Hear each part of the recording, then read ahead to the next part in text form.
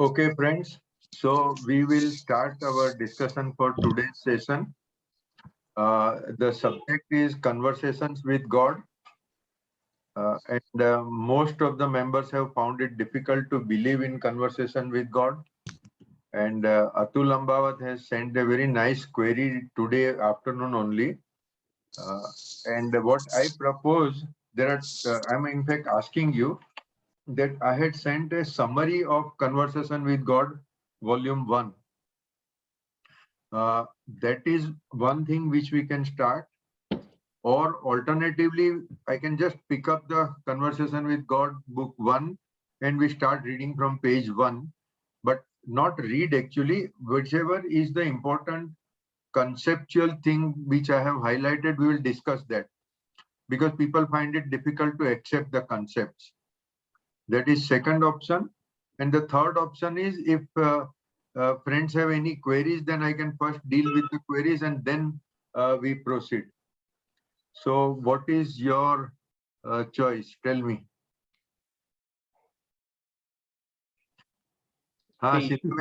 Your choice is our choice.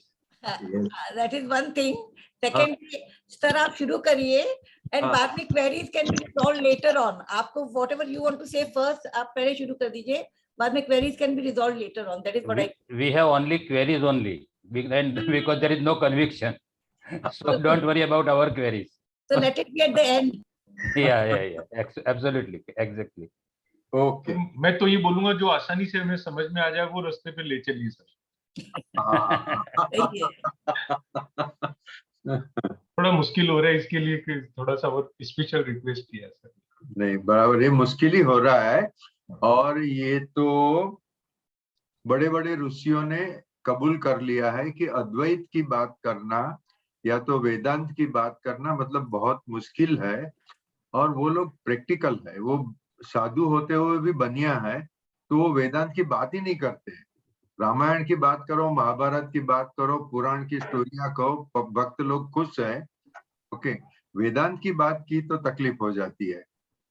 मगर अपनी तो आदत है, कृष्ण कुमार जी, पता है कि जो सबसे डिफिकल्ट है वही सब्जेक्ट लेने का और वही डिस्कस करने का. वो देखा है सर, बिल्कुल देखा है, बहुत बार देखा है. हाँ, तो अपने को मजा आती है. और बिकॉज के this is the only thing required to understand Vedanta, first of all, is the commitment to understand, because it is not meant for casual people, it is only meant for serious people. And more or less अभी मैं जो देखता हूँ अपन 15 लोग जो हैं वो सब के सब सीरियस है. मोर और लेस सभी मीटिंग में होते हैं. कभी कोई प्रैक्टिकल डिफिकल्टी आ गई तो बात अलग है. अच्छा, तो कन्वर्सेशन विद गॉड क्या कहता है वो मैं पहले आपको बताता हूँ ब्रीफली. वो सिंपल कहता है कि आप खुद भगवान हो. भगवान एक शब्द है. अपना जो संस्कृत फिलोसॉफी अगर यूज करेंगे तो ब्रह्म है, चैतन्य है, या तो ओम हो. ये सब एक ही ब्रह्मन के नाम है. ब्रह्म, आत्मा, परमात्मा, ओम सब एक ही कंसेप्ट है. मगर कन्वर्सेशन विद गॉड में शब्द खाली गॉड यूज करते हैं. अच्छा, तो अद्वैत मतलब क्या? अद्वैत मतलब कि आप तो भगवान हो, और भी जो लोग हैं जिसको आप चाहते हो, जिसको आप मदद करते हो या जिसको आप धिक्कार करते हो, सबके सब भगवान है. यहाँ ऐसा कुछ नहीं है, कोई नहीं है. मतलब जो कुर्सी पर आप बैठे हो वो भी ब्रह्मन है, जो कंप्यूटर से आप ये देख रहे हो या तो मोबाइल फोन से देख रहे हो वो भी चैतन्य है. और सभी को, जड़ चेतन सभी को चैतन्य कहना वो शुद्ध चैतन्य है. बहुत बड़े बड़े साधु लोग भी शुद्ध चैतन्य को एडमिट नहीं कर सकते हैं, और इसके लिए अलग अलग विचार हो गए. तो 6 विचार अलग अलग है. जो कोई अद्वैत बोलते हैं, कोई विशिष्ट अद्वैत बोलते हैं, कोई अलग अलग शब्दों नाम दिए हैं. तो जैसे हमने अनेकांतवाद के ऊपर डिस्कशन किया था कि जैसे ही डिस्कशन शुरू होता है कि इसका मतलब 2 आदमी है, 2 इंसान है जो बात कर रहे हैं, तो 2 इंसान के 2 व्यूज होना एकदम नेचुरल है. और पॉसिबल है कि 2 लोगों के 3 व्यूज भी होंगे। और अद्वैत जितना डिफिकल्ट सब्जेक्ट है उसमें तो ये बिल्कुल ही कॉमन है।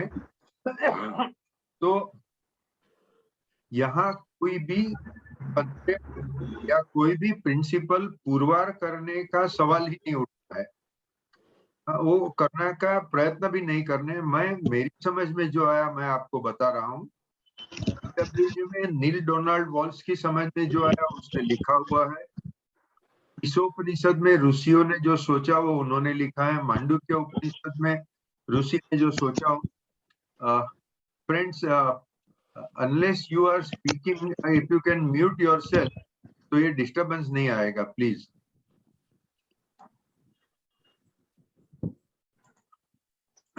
So thank you. बहुत सारे इसके ऊपर विचार है और एक तरह से आप देखो तो आप खुद एक इंसान हो, आपको एक क्वेरी है, आप भगवान की पूजा करते हो, आप खराब करने से डरते हो, अच्छा करना चाहते हो, आप भक्त भी हो और आप खुद भगवान भी हो। अभी ये 2 एक्सट्रीम इसमें साथ में समा जाते हैं, क्योंकि जब ये अद्वैत की बात करते हैं कि उसका मतलब ये है कि आप खुद ब्रह्मन हो, तो उसका मतलब नहीं कि भगवान नहीं है, भगवान भी है। आप पूजा भी करते हो, तो आप किसकी पूजा करते हो? अपने आप की पूजा करते हो। अभी ये कुछ समझ में आने की बात नहीं है। और जो CWG में नहीं समझाया है कि उसको डिवाइन डिकोटॉमी बोलते हैं। ऐसा कैसे हो सकता है कि समझो नील खुद भक्त भी है भगवान का और वो खुद भी भगवान है? ये तो समझ में आने की बात नहीं है।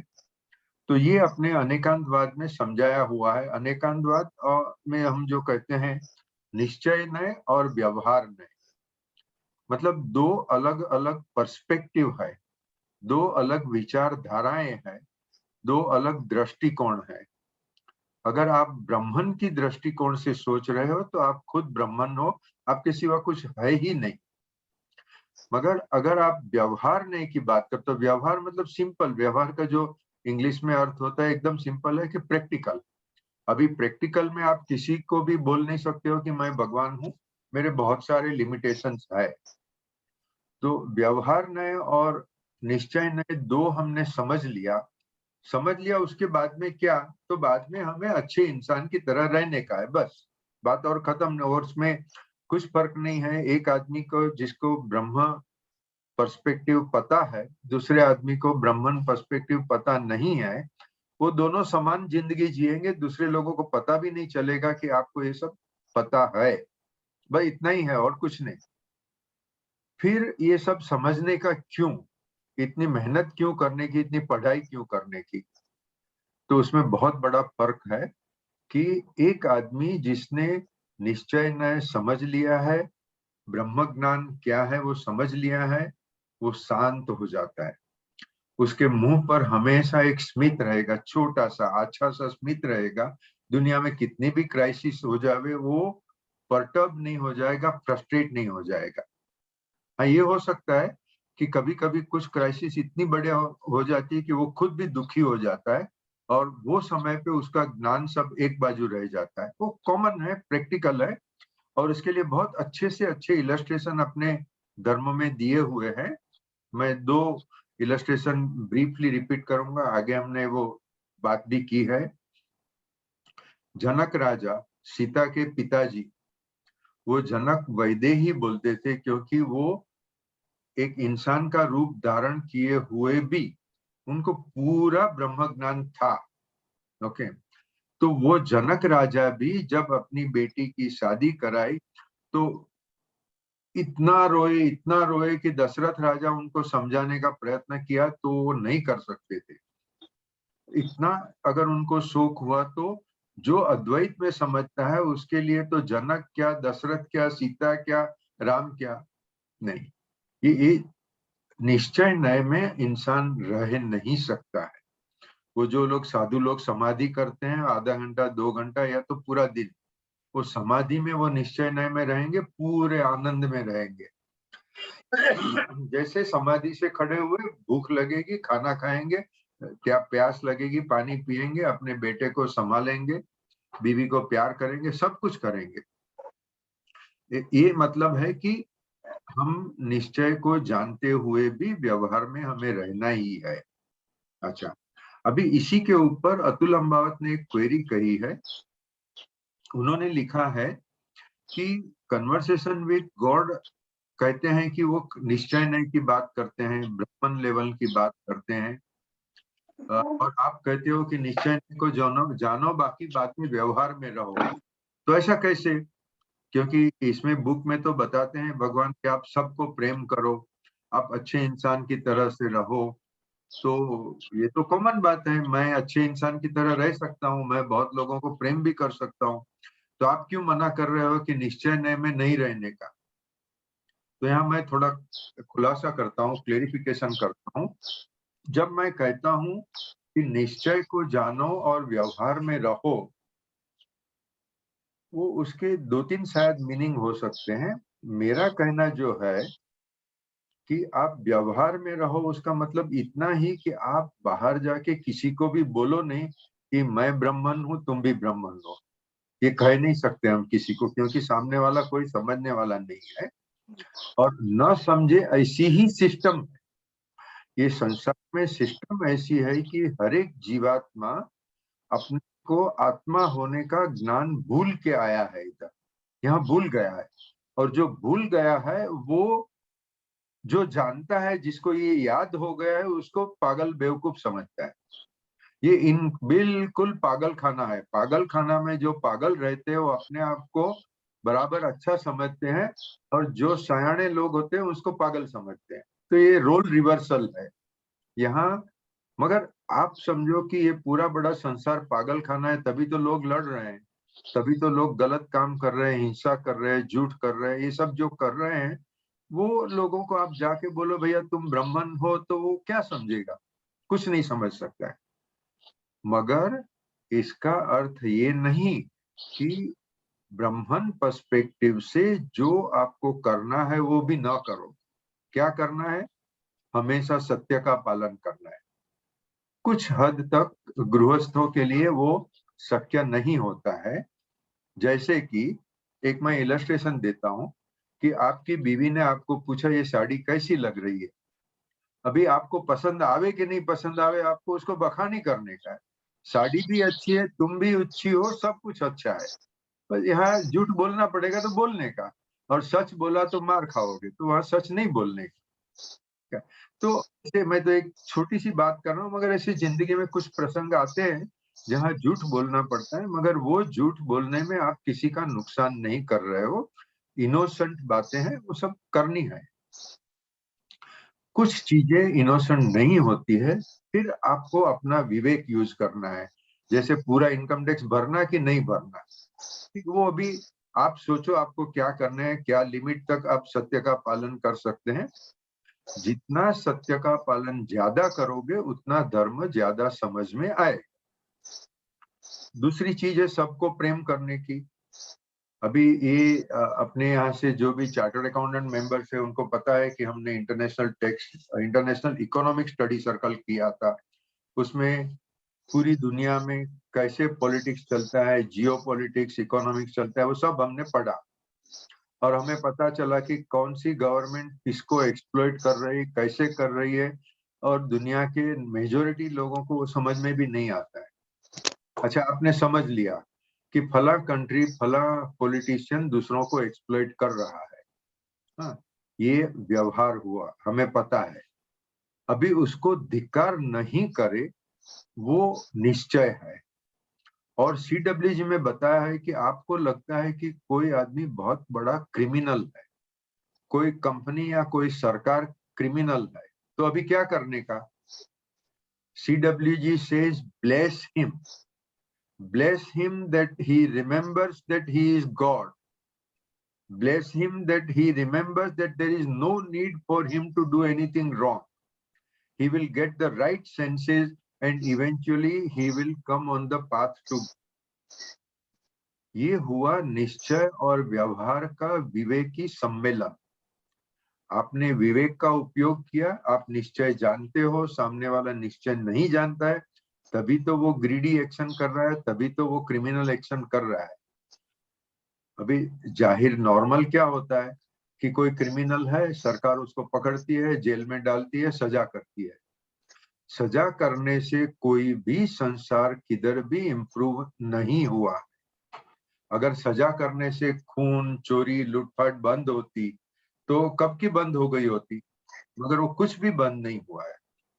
The only solution to the ills of the संसार is spirituality. अगर लोग स्पिरिचुअल बनेंगे, मतलब कि निश्चय को समझ के व्यवहार में रहेंगे, मतलब कि प्रेम और सत्य का आचरण करेंगे, तभी क्रिमिनलिटी घटेगी। उसके सिवा कायदे बनाने, कायदे और भी कड़क करते जाने का, ये तो सब निष्फलता का व्यवहार है, इसमें कोई फल नहीं मिलने वाला है। ये जो कन्वर्सेशन विद गॉड में जिसके लिए डिवाइन डिकोटोमी कहते हैं, वो फ्रेज का मैंने यहाँ खुलासा दिया कि निश्चय को समझो, व्यवहार में रहो, प्रेम और सत्य का व्यवहार करो, जहां हो सके दूसरों की, क्योंकि खाली प्रेम करने से कुछ नहीं होता। मैं बोलूं कि मैं धर्मपुर के आदिवासी को प्रेम करता हूँ, बात खत्म हो गई? नहीं, बात खत्म नहीं होती। जब आप भगवान को प्रेम करते हो, वो एक अलग चीज हुई, वो भक्ति है। भगवान को आपकी कोई मदद की जरूरत नहीं है। आप उसको फूल चढ़ाओ न चढ़ाओ, कुछ भी नहीं करो, आप घर पे बैठे खाली भगवान को बोलो मैंने प्रेम किया है, बोलने की भी जरूरत नहीं। आपने प्रेम किया, बात खत्म हो गई। मगर भगवान के सिवा हर एक चीज, हर एक जीव, वो इंसान है, पेड़ पंखी है, जंतु है, जो भी है, आप जब प्रेम करते हो तो जाहिर है कि आप उसके लिए कुछ मदद करने का प्रयत्न करोगे।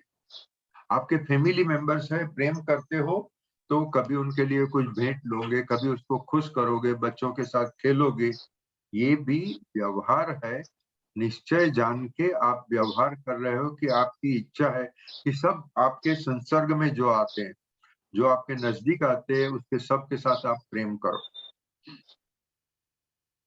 अतुल जी, आपकी क्वेरी का जवाब हो गया?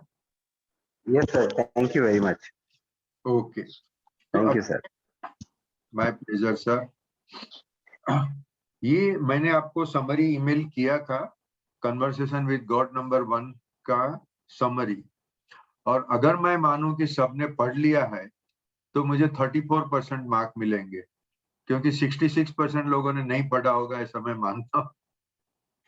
तो अगर आपने पढ़ा है या नहीं पढ़ा है, मगर फिर भी मैं वो समरी फिर से आपको बताता हूं कि ब्रह्मन जो एक एब्सोल्यूट है, यूनिटी है, अद्वैत है। अद्वैत मतलब द्वैत नहीं, वो द्वैत मतलब दो या दो से ज्यादा, अद्वैत मतलब फक्त एक। फक्त एक मतलब कि फक्त ब्रह्मन, फक्त चैतन्य, चैतन्य के सिवाय कुछ भी नहीं। वो चैतन्य ने सोचा एको अहम बहुश्यामी, मैं अकेला हूं, मुझे बहुत होने का है। तो बहुत मतलब क्या? बहुत मतलब अनंत। वो उसकी व्याख्या भी हम नहीं कर सकते, हम उस तक पहुंच नहीं सकते, गिनती नहीं कर सकते, कुछ नहीं कर सकते। वो ब्रह्मन चैतन्य ने अपने आप को मैनिफेस्ट किया अनंत रूपों से, और जो अनंत रूप हुए उसमें वायरस और बैक्टीरिया से लेके elephant and whale, planets and stars, entire galaxies, सब कुछ वो चैतन्य का बना हुआ है। अभी वो चैतन्य का बना हुआ है, तो चैतन्य शब्द का अंग्रेजी ट्रांसलेशन होता है एनर्जी। एनर्जी को हम सोचते समझते हैं कि हाँ एनर्जी में ताकत तो है, मगर उसमें इंटेलिजेंस होने का हम नहीं सोचते। किसी के यहाँ से आवाज हो रहा है फ्रेंड्स, कुछ आवाज आ रही है? स्पेरो का सा आवाज लग रहा है सर, स्पेरो होती है ना एक्चुअली हाँ, किसी के यहाँ चिड़िया। Oh, am I 1 minute? I'm so sorry. I thought I had unmuted myself. I had muted myself. 1 minute. Sir. Okay, no problem Anand ji. Okay, thank you.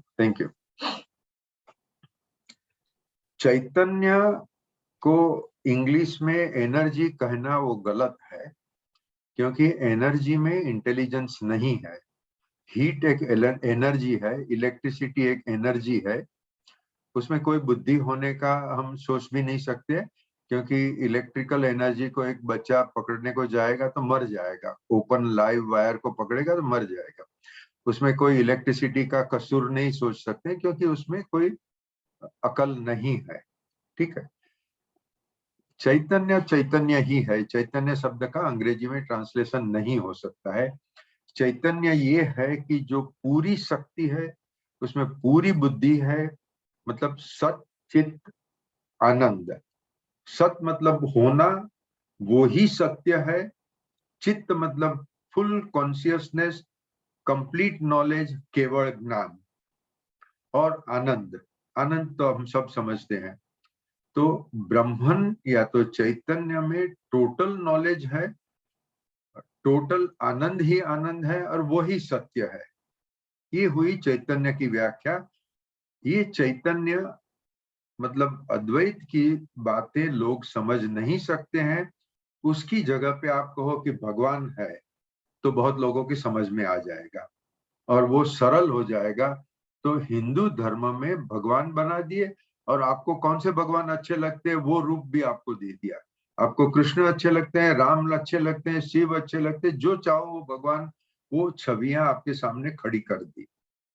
वो कॉमन मैन के लिए बहुत सरल हो जाता है उसमें मानने का। अभी कॉमन मैन कौन है, इंटेलिजेंट मैन कौन है, साधु कौन है और सामान्य गृहस्थ कौन है? सबके सब आत्मा है, सबके सब परमात्मा है। तो ये कॉमन मैन कहने का हम कैसे कर सकते हैं?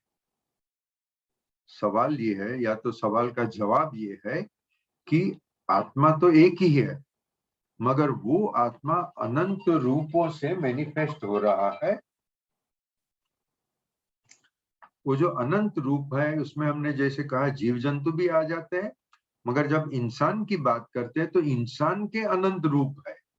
स्त्री पुरुष ये तो हम दो ही डिवीजन फिजिकली नजर में देखते हैं, मगर वो दोनों डिवीजन में अनंत रूप है वापस। कोई मूर्ख है, कोई सयाना है, कोई अच्छा है, कोई दुष्ट है, जो भी आप चाहो वो सब उसमें है।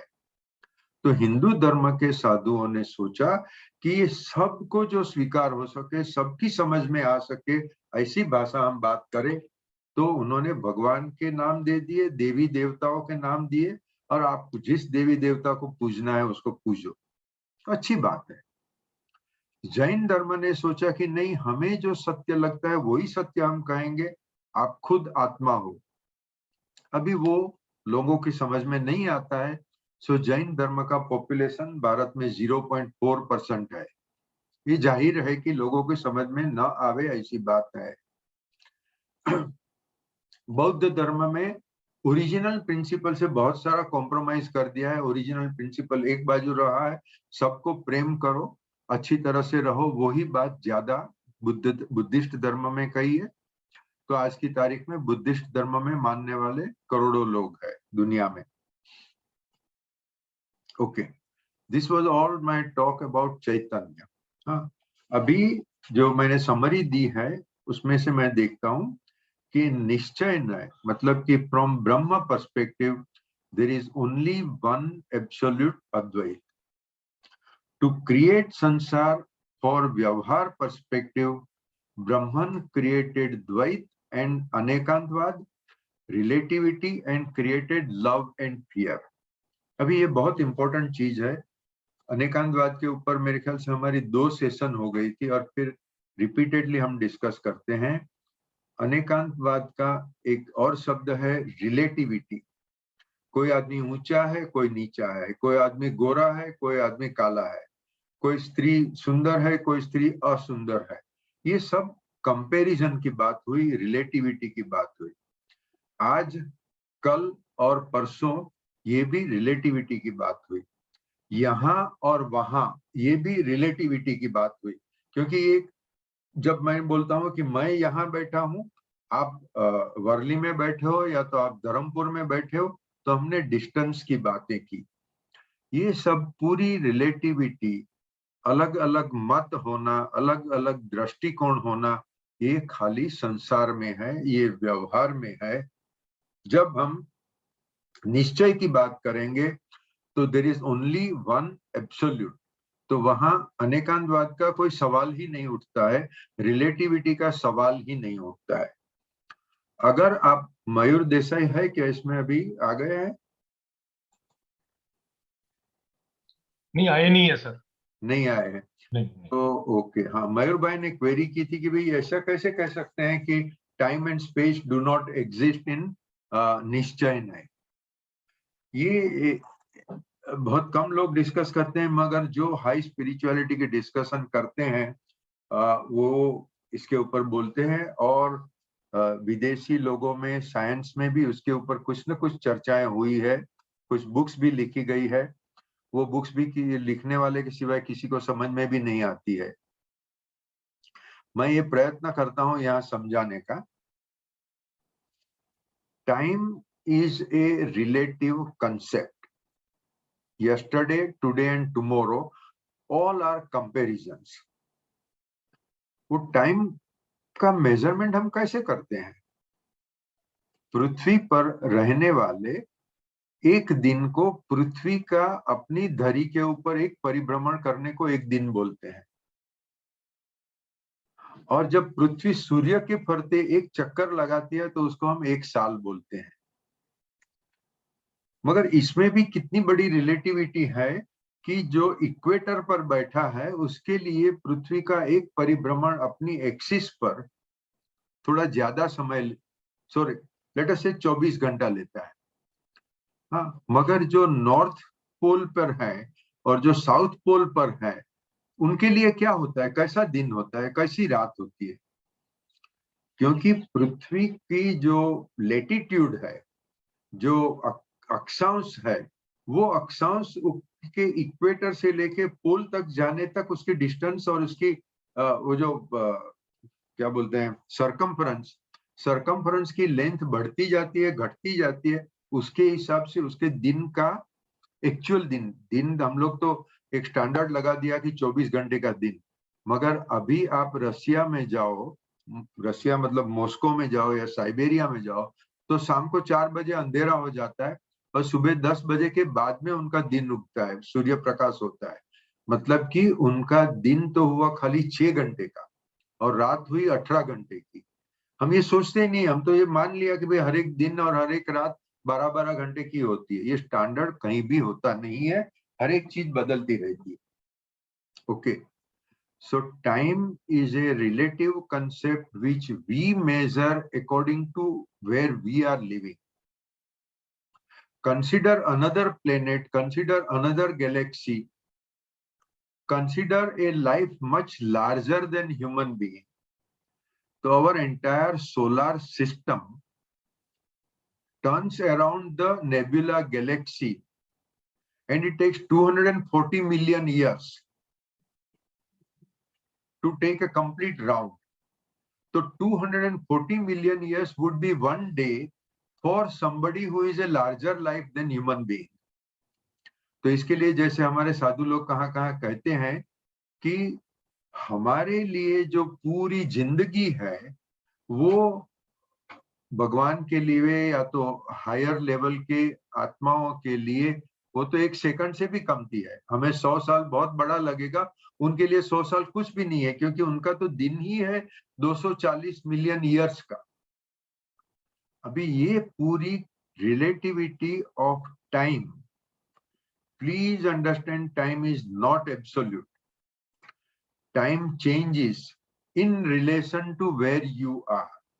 Time changes in relation to the instrument which you are considering for calculating day and year. There are ऐसे ग्रह है जो उनकी एक ही साइड सूरज के सामने रहती है और एक साइड हमेशा सूरज के विरुद्ध रहती है। तो जो साइड सूरज के सामने रहती है वहां इतना भयंकर टेम्परेचर है कि कोई वहां जिंदा नहीं, मतलब पृथ्वी पर जैसी लाइफ सिस्टम है वो लाइफ सिस्टम वहां नहीं पल सकती है। और जो साइड हमेशा सूरज के विरुद्ध साइड पर रहती है तो वहां भयंकर ठंडी है। अभी वहां दिन और रात का सवाल ही नहीं है, जो है वो सो है। हमेशा के लिए वो ग्रह पर ऐसी ही सिचुएशन है। तो प्लीज अंडरस्टैंड कि time is not absolute, time is relative.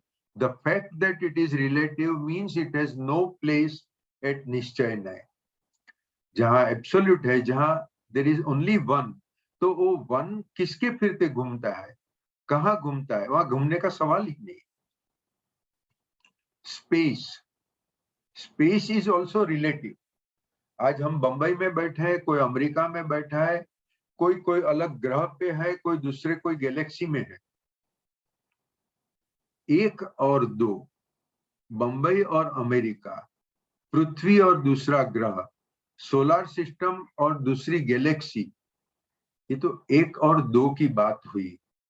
जहां अद्वैत है, जहां सब कुछ एक ही है, तो फिर समय कैसे हो सकता है, स्पेस कैसे हो सकती है? वहां स्पेस ही नहीं है, क्योंकि ब्रह्मन फक्त एक है, एक से सिवा दूसरा कुछ भी नहीं है.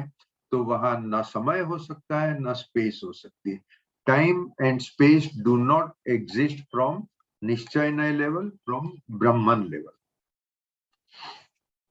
अच्छा, जब रिलेटिविटी शुरू हुई तो CW जी बताते हैं कि भगवान ने प्रेम और डर, लव एंड फियर, ये दो चीजें उत्पन्न की, और ये दो एक्सट्रीम है.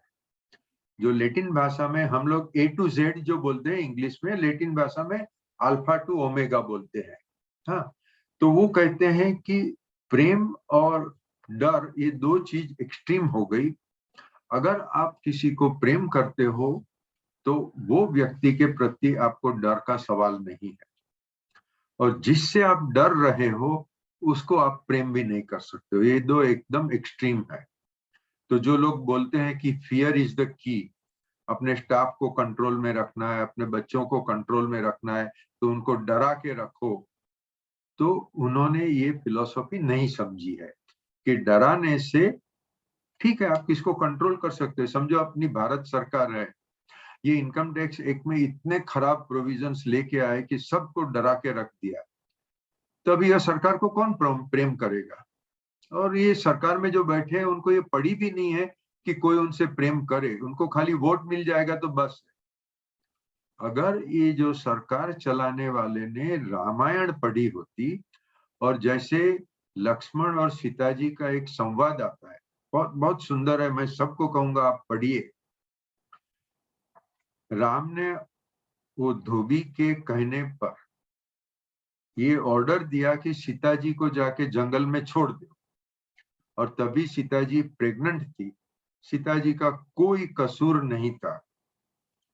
लक्ष्मण को ये बिल्कुल पसंद नहीं था, मगर लक्ष्मण की कोई ये परिस्थिति नहीं थी कि वो अपने बड़े भाई की आज्ञा न माने. तो लक्ष्मण जी सीता जी को छोड़ने को गए जंगल में. उस समय का जो चर्चा है, वो अपना सस्तु साहित्य ने जो ट्रांसलेट करके दिया है रामायण पुस्तक, उसमें से पढ़िए, सिर्फ 2 या 3 पन्ने हैं. मेरे हिसाब से एक आदर्श संवाद है. लक्ष्मण जी कहते हैं कि राम भगवान तो, वो भगवान शब्द यूज नहीं करते, मगर राम तो अपनी प्रजा को सजा करने का सोच भी नहीं सकते हैं. मन वचन कर्म से अपनी प्रजा को दुखी नहीं कर सकते. राम राजा है, और राजा का कर्तव्य है कि प्रजा को संभालने का, प्रजा को हमेशा खुश रखने का. और प्रजा को खुश रखने के लिए वो सीता जी का क्या, अपने खुद के प्राण का भी बलिदान दे सकते हैं. तभी राम को मर्यादा पुरुषोत्तम कहा है. ये जो संवाद है, वो जो सेंसिटिव लोग होंगे वो ही समझ सकते हैं, बाकी लोग समझ नहीं सकते. वो खाली टीका करते रहेंगे, राम ने ऐसा क्यों किया. Anyway, love and fear. Fear has no place, absolutely no place in the minds of spiritual people. फिर दूसरे लोग उसको चाहते हैं कि नहीं चाहते, वो दूसरों के ऊपर है, मगर जो स्पिरिचुअल आदमी है वो तो सबको चाहेगा. Fear causes anger and greed and untruth and all those things, whereas love takes us to God, because God is love itself. ये जो हमारी संस्कृत में भाषा है सत चित्त और आनंद, वहां प्रेम शब्द का उपयोग नहीं किया है. मगर गांधी जी भी कहते हैं, बहुत साधुओं ने भी कहा है कि प्रेम और सत्य मतलब ईश्वर, ईश्वर मतलब सत्य और प्रेम। अगर आप सबको प्रेम कर सकते हो, सबको मतलब विदाउट एक्सपेक्टेशन, जैसे कि कोई कहेगा कि भाई सामने वाला सुंदर है तो ही मैं उसे चाहूंगा, सामने वाला मेरा कहा मानते हैं तो ही मैं चाहूंगा, मेरी आइडियोलॉजी मेरी थिंकिंग एक है, उसकी थिंकिंग अलग एक है, दूसरी है, तो मैं उसको नहीं चाहूंगा। ये सब कंडीशनल प्रेम हुआ। जो अनकंडीशनल प्रेम कर सकता है उसको प्रेम सही भाषा में, मतलब अपनी फिलोसॉफी की भाषा में, वो ही प्रेम है। और वो प्रेम जो कर सकता है वो ईश्वर को समझ सकता है। तो ब्राह्मण पर्सपेक्टिव में there is no question of difference of opinion, quarrels and wars, वो मुमकिन ही नहीं है। और कन्वर्सेशन विद गॉड में इतनी स्पष्ट भाषा में कहते हैं कि the system is such that at आत्मा लेवल कोई डिफरेंस ऑफ ओपिनियन हो ही नहीं सकता है, कोई संघर्ष हो ही नहीं सकता है। हर एक आत्मा एक, वैसे तो कंसेप्चुअली आत्मा एक ही है, आत्मा सो परमात्मा, परमात्मा का डिवीजन हुआ ही नहीं है। परमात्मा कोई अनंत रूपों में, मतलब अनंत घटकों में घट गया नहीं है, वो डिवाइड नहीं हुआ है। एक ही परमात्मा अनंत आत्मा की तरह मैनिफेस्ट हो रहा है, मतलब एक आत्मा व्यक्त हो रहा है अलग अलग तरह से। जितने भी उसके व्यक्तव्य है वो व्यक्तव्य एक परमात्मा के ही व्यक्तव्य है, हर एक व्यक्तव्य अलग अलग नहीं है। तो एक ही परमात्मा के व्यक्तव्य है और वो अलग अलग व्यक्तव्य फिर खेल खेल रहे हैं कि मैं दूसरे के साथ में लड़ाई कर रहा हूँ, दूसरों को प्रेम कर रहा हूँ। वो प्रेम और लड़ाई वो दोनों व्यवहार में शक्य है, निश्चय में तो सब एक ही है।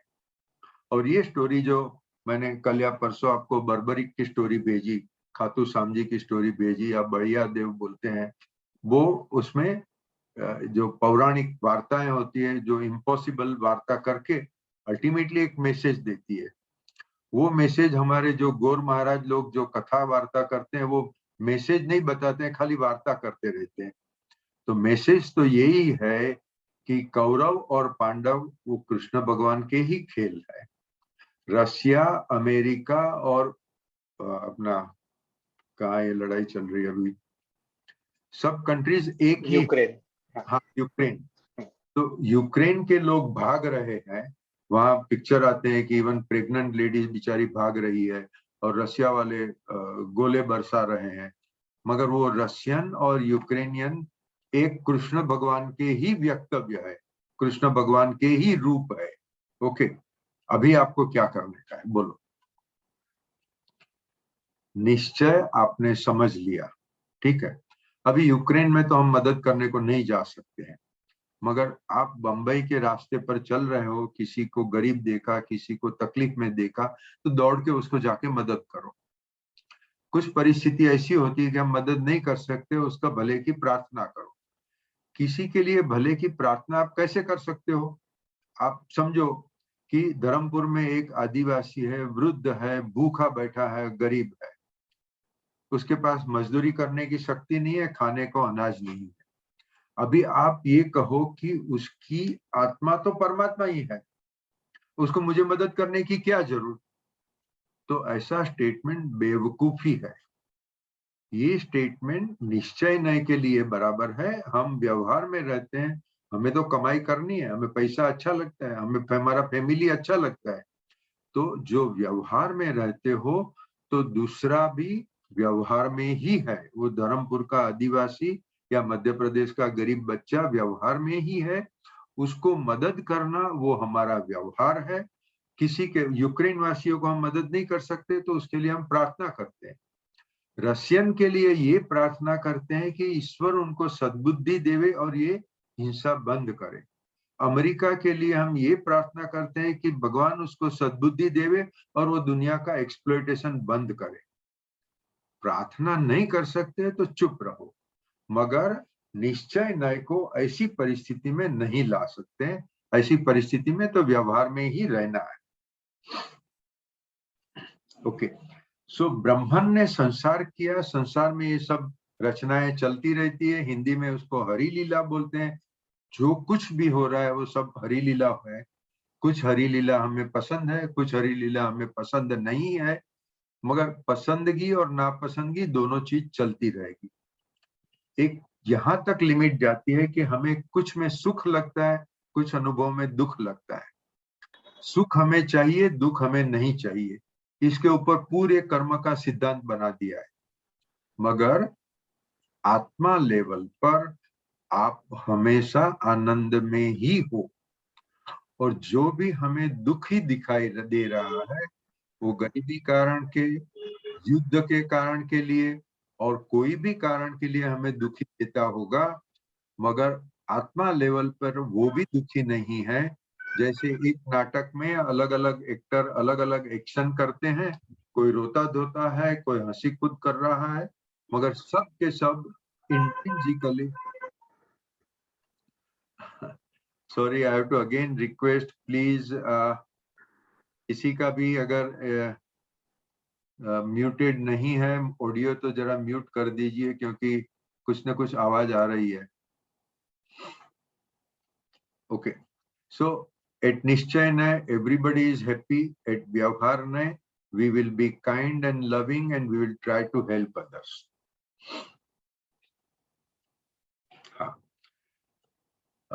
गीता में ये कहा है। अभी एक हमें चीज समझनी चाहिए कि बहुत सारे धर्म ग्रंथ और बहुत सारे धर्म गुरु निश्चय और व्यवहार का बड़ा मिक्सचर करके रखते हैं। वो भेलपुरी बना के रखते हैं, ऐसी भेलपुरी बना के रखते हैं कि हमें न सेव अलग दिखती है, न पूरी अलग दिखती है, कुछ अलग नहीं दिखता है, सब मिक्सअप हो जाता है।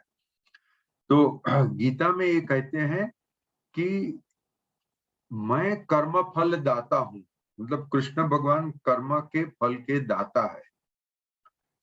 ये अद्वैत लेवल पर गलत है, क्योंकि आप खुद कृष्ण हो, आपके सिवाय और कोई नहीं है कि जो आपको कर्म के फल देता है। और आपके कर्म क्या है?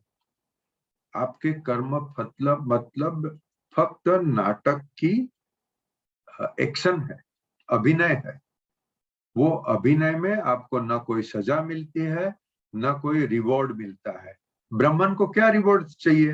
ब्राह्मण को कौन क्या रिवॉर्ड देगा? न कोई रिवॉर्ड दे सकता है, न कोई सजा दे सकता है। अगेन ये निश्चय नहीं की बात हुई। व्यवहार में हमें दिखता है कि कुछ लोग दुख झेल रहे हैं, कुछ लोग आनंद कर रहे हैं, और वहां लॉजिकली हमको उसको कर्म का सिद्धांत करके समझाते हैं। ठीक है, व्यवहार में ठीक है, भगवान है, भगवान हमें कर्म फल देते हैं, मगर जैसे जैन धर्म में कहते हैं, जैसे अद्वैत में कहते हैं, आप खुद ही भगवान हो, आप खुद ही आत्मा हो, तो जो कुछ भी हो रहा है आपकी मर्जी से ही हो रहा है।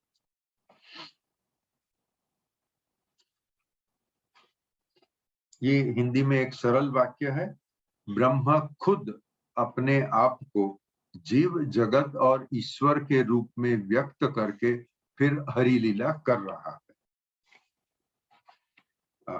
एक दूसरा अगर इलस्ट्रेशन चाहिए तो ये पूरी दुनिया, सभी गैलेक्सी और सभी मल्टीपल वर्सेस को लेके एक उसको अनंत सागर बोलो।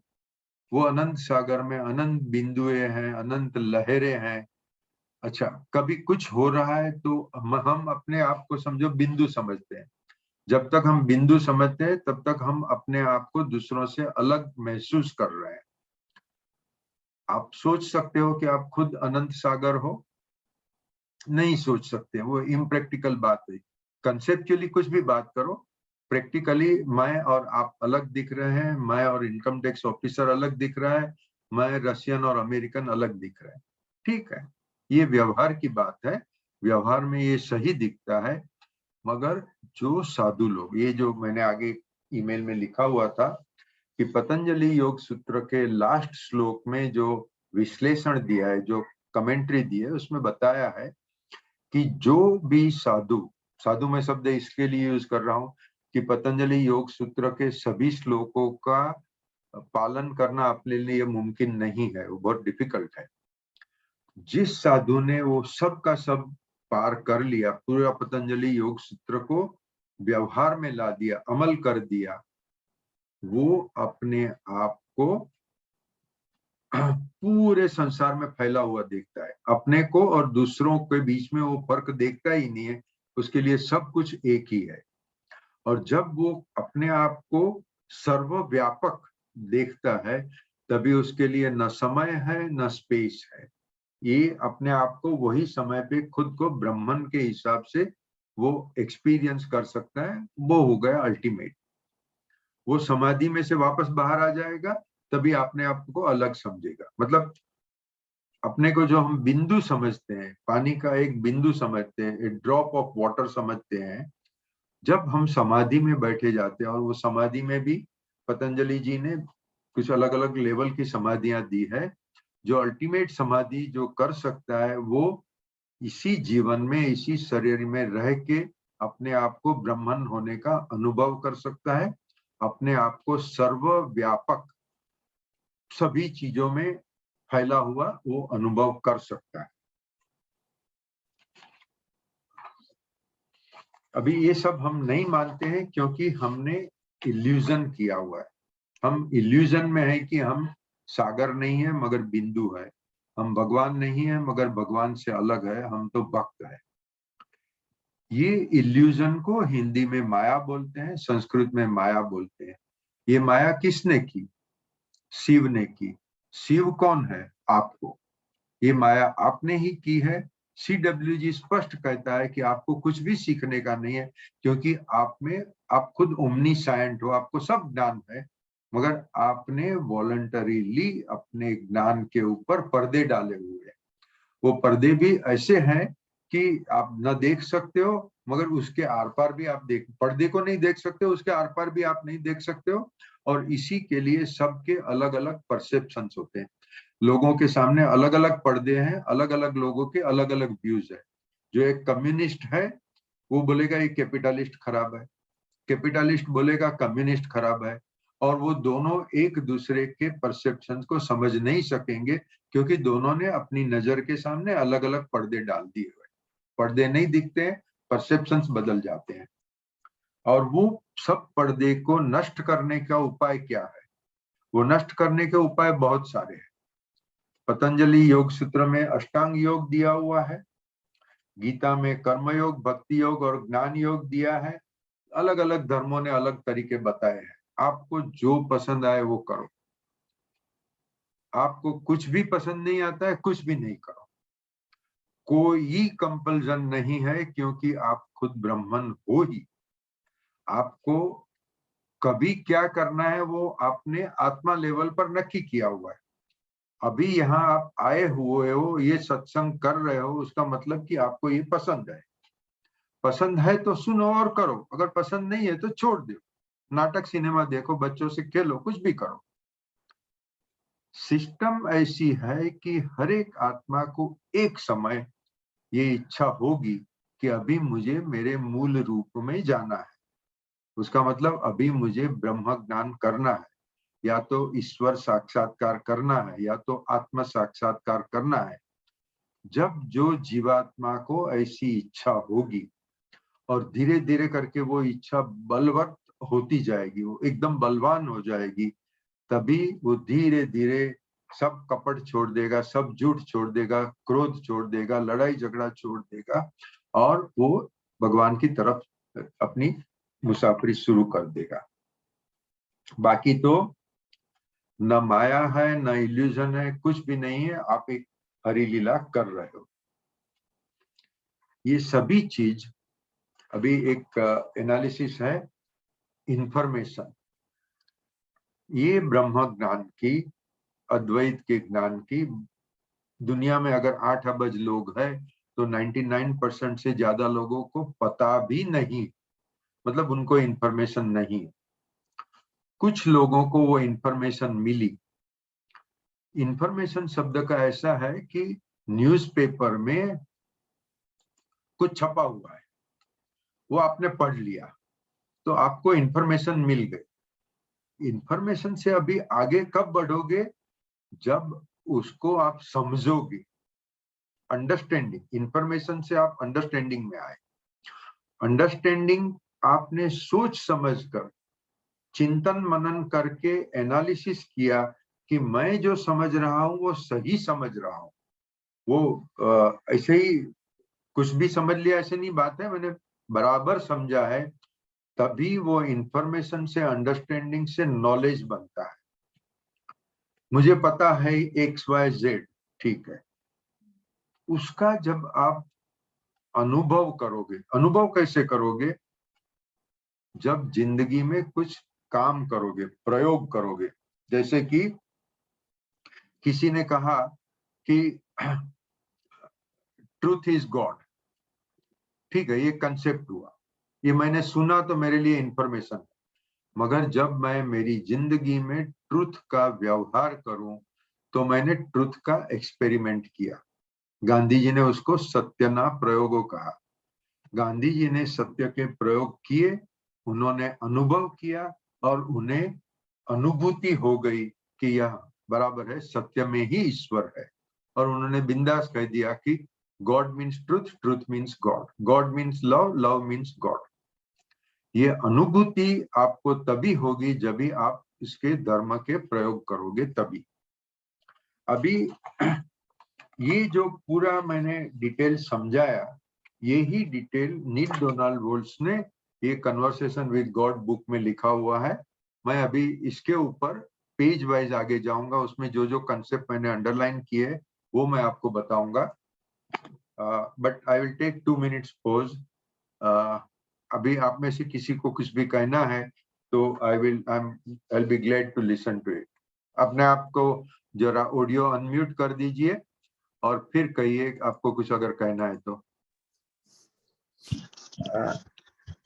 प्रश्न भाई, ये निश्चय नहीं की जो बात हुई थी ना, मैंने सवाल किया, आपने बहुत सुंदर उसका जवाब दिया। सर उसमें मतलब अगर उसको थोड़ा सा स्टैंडर्डाइज करने का अगर मैं कोशिश करूं तो मुझे ये समझ में आता है कि ये महावाक्य जो कॉन्सेप्ट है मतलब वेदांत वगैरह में, उनसे अगर थोड़ा दूर रहें उसके डिस्कशन से, बाकी काफी सारे कॉन्सेप्ट हम प्रैक्टिकल लाइफ में उतार सकते हैं। सॉरी, एक तो मैं कमेंट करता हूं कि जिंदगी में कुछ भी स्टैंडर्डाइज नहीं करो। बराबर है।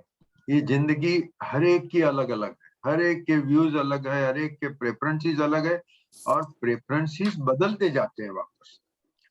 एक समय में समझो किसी बच्चे को है, उसको कलरफुल कपड़े अच्छे लगते हैं, वो जवान हो गया तभी कुछ अलग कपड़े अच्छे लगते हैं, बूढ़ा हो गया तभी फिर अलग लगते हैं। तो स्टैंडर्डाइजेशन वो अमेरिकनों पर छोड़ दो। हमने इंडिया में सब मल्टीपल वेराइटीज एक्सेप्ट किया हुआ है, मल्टीपल वेराइटीज चलती रहेगी। महावाक्य जो है वो जरूर पढ़ो, जरूर समझो, तो हमें ब्रह्म ज्ञान समझ में आए। फिर उसको एक बाजू रख दिया, अच्छे इंसान की तरह रहो और किसी को भी बताओ नहीं कि मुझे ये निश्चय न समझ में आ गया है।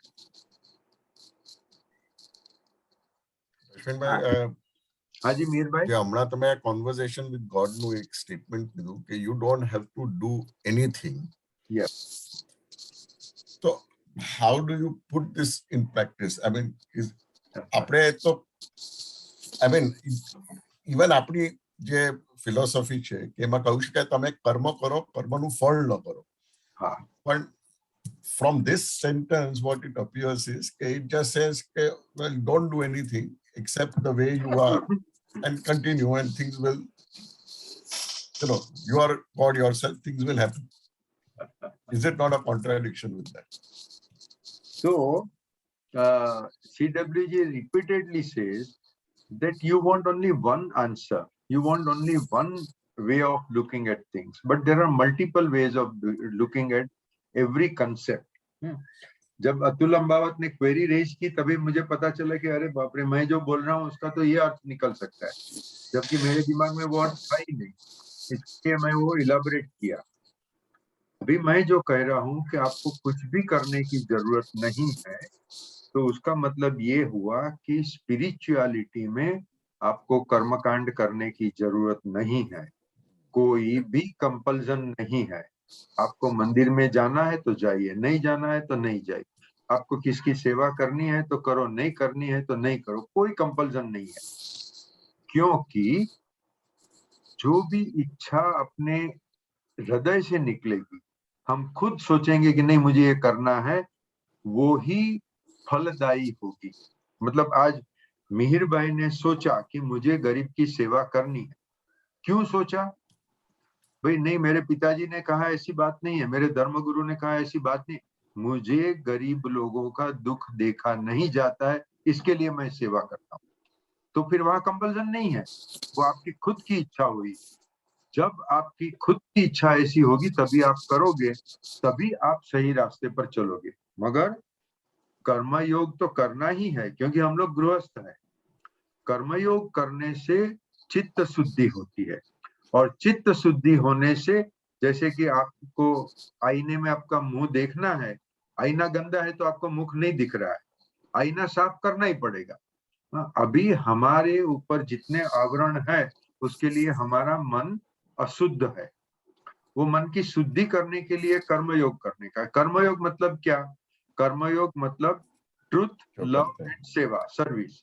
ये तीनों चीज आप करोगे तो आईना साफ हो जाएगा। आईना साफ हो जाएगा तो आपको पता चल जाएगा कि आप खुद ईश्वर हो। वो पता नहीं चलेगा तभी तक आप गंदे आईने में देख रहे हो, तो अपने आप को जीवात्मा मानते हो। वो जीव तो उड़ जाएगा और आत्मा रहेगा।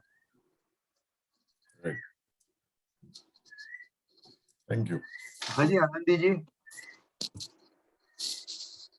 When that statement from that book Conversation with God, when he says you don't have to do anything, what exactly it means, that statement, as I interpreted it, is when it says you don't have to do anything, it means that you just keep your eyes closed and go within, which is meditation. He's actually referring to meditation. The inner meaning of that sentence, that you don't have to do anything, is you have to practice meditation. Now, when I say meditation, it does not mean you have to sit for 1 hour, 2 hours with your eyes closed. You can be doing your daily duties, but every now and then, if you just close your eyes and try to go within, that itself will clear up a lot of, it will bring in a lot of clarity in your mind, and clear up various concepts. And so this is what I thought I should, I wanted to share with you all. There are few other things which I wanted to share, but I don't want to take your time, so you carry on. No madam, please go ahead. Anandi ji जरूर कहिए, आपको जो भी share करना है कीजिए ना। हाँ, एक और बात, इंटरेस्टिंग बात which I wanted to share is like you know, it's very easy to understand this concept of Advait if I can use the science in between. I mean, if I see, all of you are from the commerce background, but 10th तक तो आप लोगों ने science किया ही है, so that is why I am bringing in that periodic table which chemistry में सबने देखा हुआ है. Periodic table where all the elements are listed out in that table. So in that, it starts with the hydrogen atom. If you move towards left side from metallic to, it goes towards non-metallic and then gaseous state, all the elements. Similarly, when you come down in the periodic table, the elements become more and more reactive.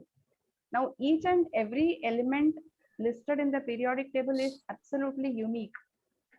The way they differ from each other is in the number of protons, neutrons in the nucleus, and also the number of electrons which is circulating around the nucleus, correct?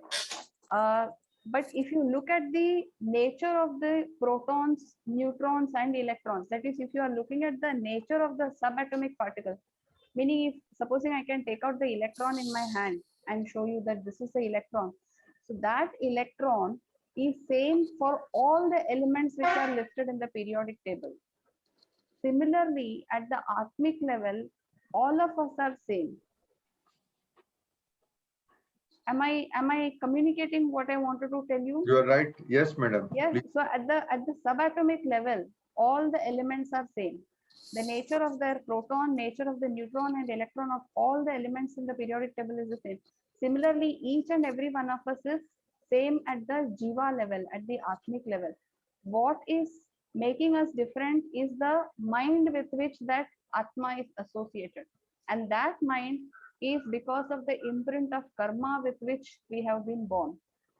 So Advaita, so which means we all are one. So as you said correctly, it's only unconditional love which can help us to realize that Advaita, and that actually happens in deep states of meditation. So that is why he has said you have to do nothing, which means you meditate, you try to go within, and you will realize everything. A lot of knowledge gets downloaded inside each and every one of us when we do that, quite often. As often as possible, we should try to do that. Thank you so much for this opportunity. You carry on. Thank you Anandi ji. बहुत साधुओं ने भी ये कहा है कि meditation तो सबको करना ही है, और मेडिटेशन मतलब कि गो इनर, अपने आप में चले जाओ, अपने आप में डुबकी लगाओ, ये सब शब्द जो है समझ में नहीं आते थे। अभी समझ में आते हैं कि संसार की तरफ नजर करने के बजाय अपने आप की तरफ नजर करो, अपनी आत्मा तरफ नजर करो, तो सब कुछ समझ में आते जाएगा। मगर वो भी I will not say you have to do meditation. जो CW जी कहता है you have to do nothing, उसका मतलब है कि कोई भी चीज आपको कोई पुश नहीं कर रहा है, कोई कंपेल नहीं कर रहा है, आपकी इच्छा में जो आवे वो करो। अगर समझो एक चंचल वृत्ति का आदमी है, वो स्थिर बैठ ही नहीं सकता है, उसको कहो कि तुम मेडिटेशन करो तो कोई फायदा नहीं है। जो एक कपटी आदमी है, बहुत सारे कपट कर रहा है, उसको कहो कि मेडिटेशन करो, वो बैठ भी जाएगा 1 घंटा, उसको कुछ भी फायदा नहीं होएगा।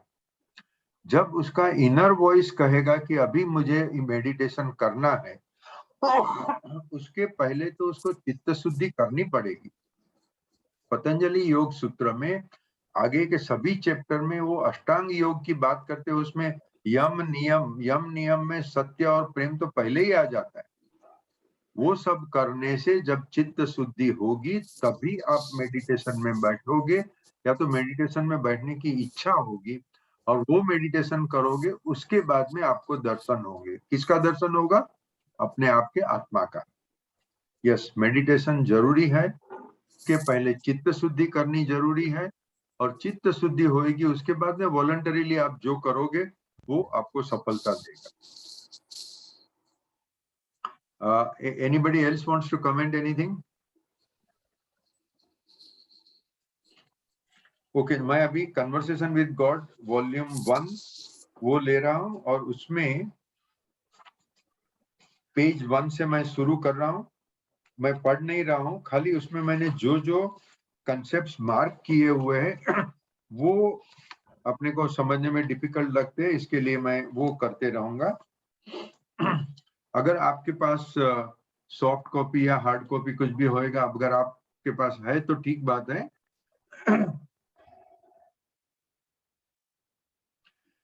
इसमें I am on page 2 where Neil says that जब भी उसका कन्वर्सेशन शुरू हुआ ईश्वर के साथ में, तो ये देखो कि भगवान के साथ जो बातचीत होती है वो आप और मैं जिस तरह से बातचीत करते हैं ऐसे नहीं होती है, क्योंकि भगवान को वो 5 इंद्रिया से वो उपयोग नहीं करते हैं। भगवान को इंद्रियों की कोई जरूरत नहीं है, और मतलब ईश्वर नील से यहाँ जो बातचीत कर रहे हैं वो भगवान संदेशा भेजते हैं, नील के दिमाग में वो इंट्यूशन के हिसाब से आता है। नील क्योंकि वो इंट्यूशन समझने के लिए क्या कर रहा है वो इसमें दिया है, और वो इंट्यूशन समझता है, वो लिख लेता है। तो ईश्वर अपनी फीलिंग से बात करते हैं, अपने इंट्यूशन से बात करते हैं, वो वाणी से शब्दों का उपयोग से बात नहीं करते हैं। तो नील कहता है कि I had put my own thoughts away. ये बहुत इंपॉर्टेंट बात है। हम जब भी मेडिटेशन में बैठेंगे, समझो कि आज मुझे एक समय पर मुझे इच्छा हुई कि मुझे धर्मपुर जाना है। अभी उसके पहले तो मैंने धर्मपुर को नक्शे में देखा भी नहीं था, कहाँ है, क्या है, वहां के लोग कैसे, पता नहीं था। मगर मुझे जैसे कि एक डायरेक्शन मिला कि तुम जाओ धर्मपुर में, वहां सेवा करो, मैं चल पड़ा। तो मैंने मेरी इंट्यूशन को मान दिया। ये लॉजिकल है या इलॉजिकल है, ये सवाल भी नहीं होता है। जो इंसान इंट्यूशन को समझता है, इंट्यूशन के हिसाब से चलता है, वो समझता है कि मेरी खुद की तार्किक शक्ति, मेरा लॉजिकल पावर इतना लिमिटेड है कि मैं क्या लॉजिक लगा सकता हूँ, छोड़ो यार। अभी मैं तो बहुत बार ऐसा किया हुआ है कि मुझे ये लगा कि ये मेरे करने लायक है, ये मेरा संदेश है, मैं चुपचाप कर लेता हूँ। वो समय पे मैं कोई सवाल नहीं करता हूँ कि मैं क्यों करूँ, इसका फायदा क्या है, इसका लॉजिक क्या है। लॉजिक बॉजिक छोड़ दो, आपको करो तो करना है तो करो बस। That is what Neil says here on page 2। उससे जैसे संदेश मिले चुपचाप उसने लिख लिया, उसमें उसने अपने विचार कुछ भी नहीं लगाए। पेज 3, जो भगवान कहते हैं कि how do I communicate, the best method of communicate is feeling. आपको कुछ अच्छा लगता है, आपको कुछ खराब लगता है, आपको ये फीलिंग हुई। जैसे बहुत लोग को क्या होता है कि आप किसको मिले, पहली नजर में वो आदमी आपको अच्छा लगता है, आपने उसको दोस्त बना लिया, आप उसके साथ अच्छी तरह से बिहेव कर रहे हो। और कोई मिला, पहली नजर में आपको अच्छा नहीं लगा, ठीक है, आपको अगर उसके साथ कोई धंधा करना है, कोई कमर्शियल कारण है, आप बातचीत कर ले, काम कर ले और चलते बनो। That is a feeling. और ईश्वर की बड़ी फरियाद है हमारे तरफ कि आप लोग ना अपनी फीलिंग को ध्यान देते हो, ना अपने इंट्यूशन को ध्यान देते हो। अरे यहाँ तक कि जब आपका अनुभव होवे, आपको एक इंसान खराब लगा था, आपको इंट्यूशन हुआ कि सारा मेरे को इसके साथ धंधा ही नहीं करना है, फिर भी आपने धंधा किया क्योंकि आपको उसमें प्रॉफिट दिखता है। वो करने के बाद में पता चला कि मुझे जहां प्रॉफिट दिखता था उससे 10 गुना नुकसान हो गया, ये अनुभव हुआ। मगर लोग तो अनुभव को भी छोड़ देते हैं और किसका मानते हैं, धर्मगुरु का। धर्मगुरु ने ये कहा है, धर्मगुरु ने वो कहा है, धर्म ग्रंथ में ये लिखा है। अभी वो धर्म ग्रंथ में जो लिखा है वो बगैर सोचे मुझे करना है। ईश्वर कहते अपने हृदय की सुनो। 2000 साल के पहले जो किसी इंसान ने कुछ भी कहा, उसका मानने के बदले में आप अपनी सुनो, क्योंकि भगवान ने ऐसा कहा है क्लियरली कि 2000 साल पहले मैंने किसी को संदेश दिया और उसके बाद में मैंने संदेश देने का बंद कर दिया। ऐसी अगर आपकी मान्यता है तो वो सरासर झूठ है। भगवान हमेशा, हर समय, हर जगह अपना संदेश देने के लिए तैयार है। हम है कि भगवान को सुनने के लिए तैयार नहीं है। हमने बाइबल में पढ़ा, हमने गीता में पढ़ा, तो गीता हमें कहा गया है कि वो भगवान के वाक्य है। अरे गीता जब 5000 साल पहले लिखी गई, व्यास मुनि ने लिखी, वो 5000 साल से लेके आज तक उसमें कितने अपभ्रंश हुए, कितनी एडिशन हुई, कितना डिडक्शन हुआ, वो ईश्वर ही जाने, किसी को पता नहीं है। उसमें से अच्छा चुनो, जो अच्छा नहीं लगा उसको छोड़ दो, किसी से चर्चा दलील करने की जरूरत भी नहीं है। मगर उसी को सही मान के अपने हृदय की आवाज, अपना इंट्यूशन को आप भूल जाओ, वो गलत है। ये CWG में रिपीटेडली कहा है। That is on page 3। ये शब्द के ऊपर समझा रहे हैं कि शब्द क्या है। शब्द तो एक सिंबल है। वो सिंबल जो मैं मुंह से व्यक्त कर रहा हूं, या तो जो लिखे गए हो, लिखे हुए सिंबल है। जैसे कि अपने कंप्यूटर के ऊपर, स्क्रीन के ऊपर बहुत सारे सिंबल्स आते हैं। वो माइक्रोसॉफ्ट वर्ड का सिंबल है, दूसरे अलग अलग जो भी एप्लीकेशन या जो भी सॉफ्टवेयर हम लोग यूज कर रहे हैं उसके सिंबल है। मगर सिंबल से कुछ भी नहीं बनता है। सिंबल के पीछे जो सॉफ्टवेयर है वो सॉफ्टवेयर काम कर रहा है। इसी तरह शब्द तो एक सिंबल है।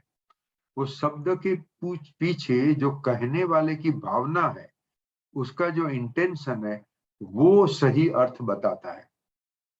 मगर मान लो कि एक साधु ने बड़े प्रेम से कुछ शब्द कहे, मगर सामने वाले आदमी को न साधु पर विश्वास है, न उसके लिए मान है, न उसके लिए प्रेम है, तो साधु ने जो कहा उसका पूरा मीनिंग वो सुनने वाला तो समझने वाला ही नहीं है। वो आधा भी समझेगा, आधा से कम भी समझेगा, कुछ भी समझेगा। तो words are not efficient means of communication, feelings are the best means of communication.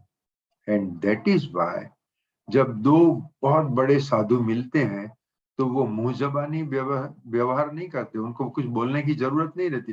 वो दोनों एक दूसरे के आजू बाजू में बैठे मस्ती में बैठे रहते हैं और वो उनके हृदय से दूसरे के हृदय से संदेशा चले जाता है।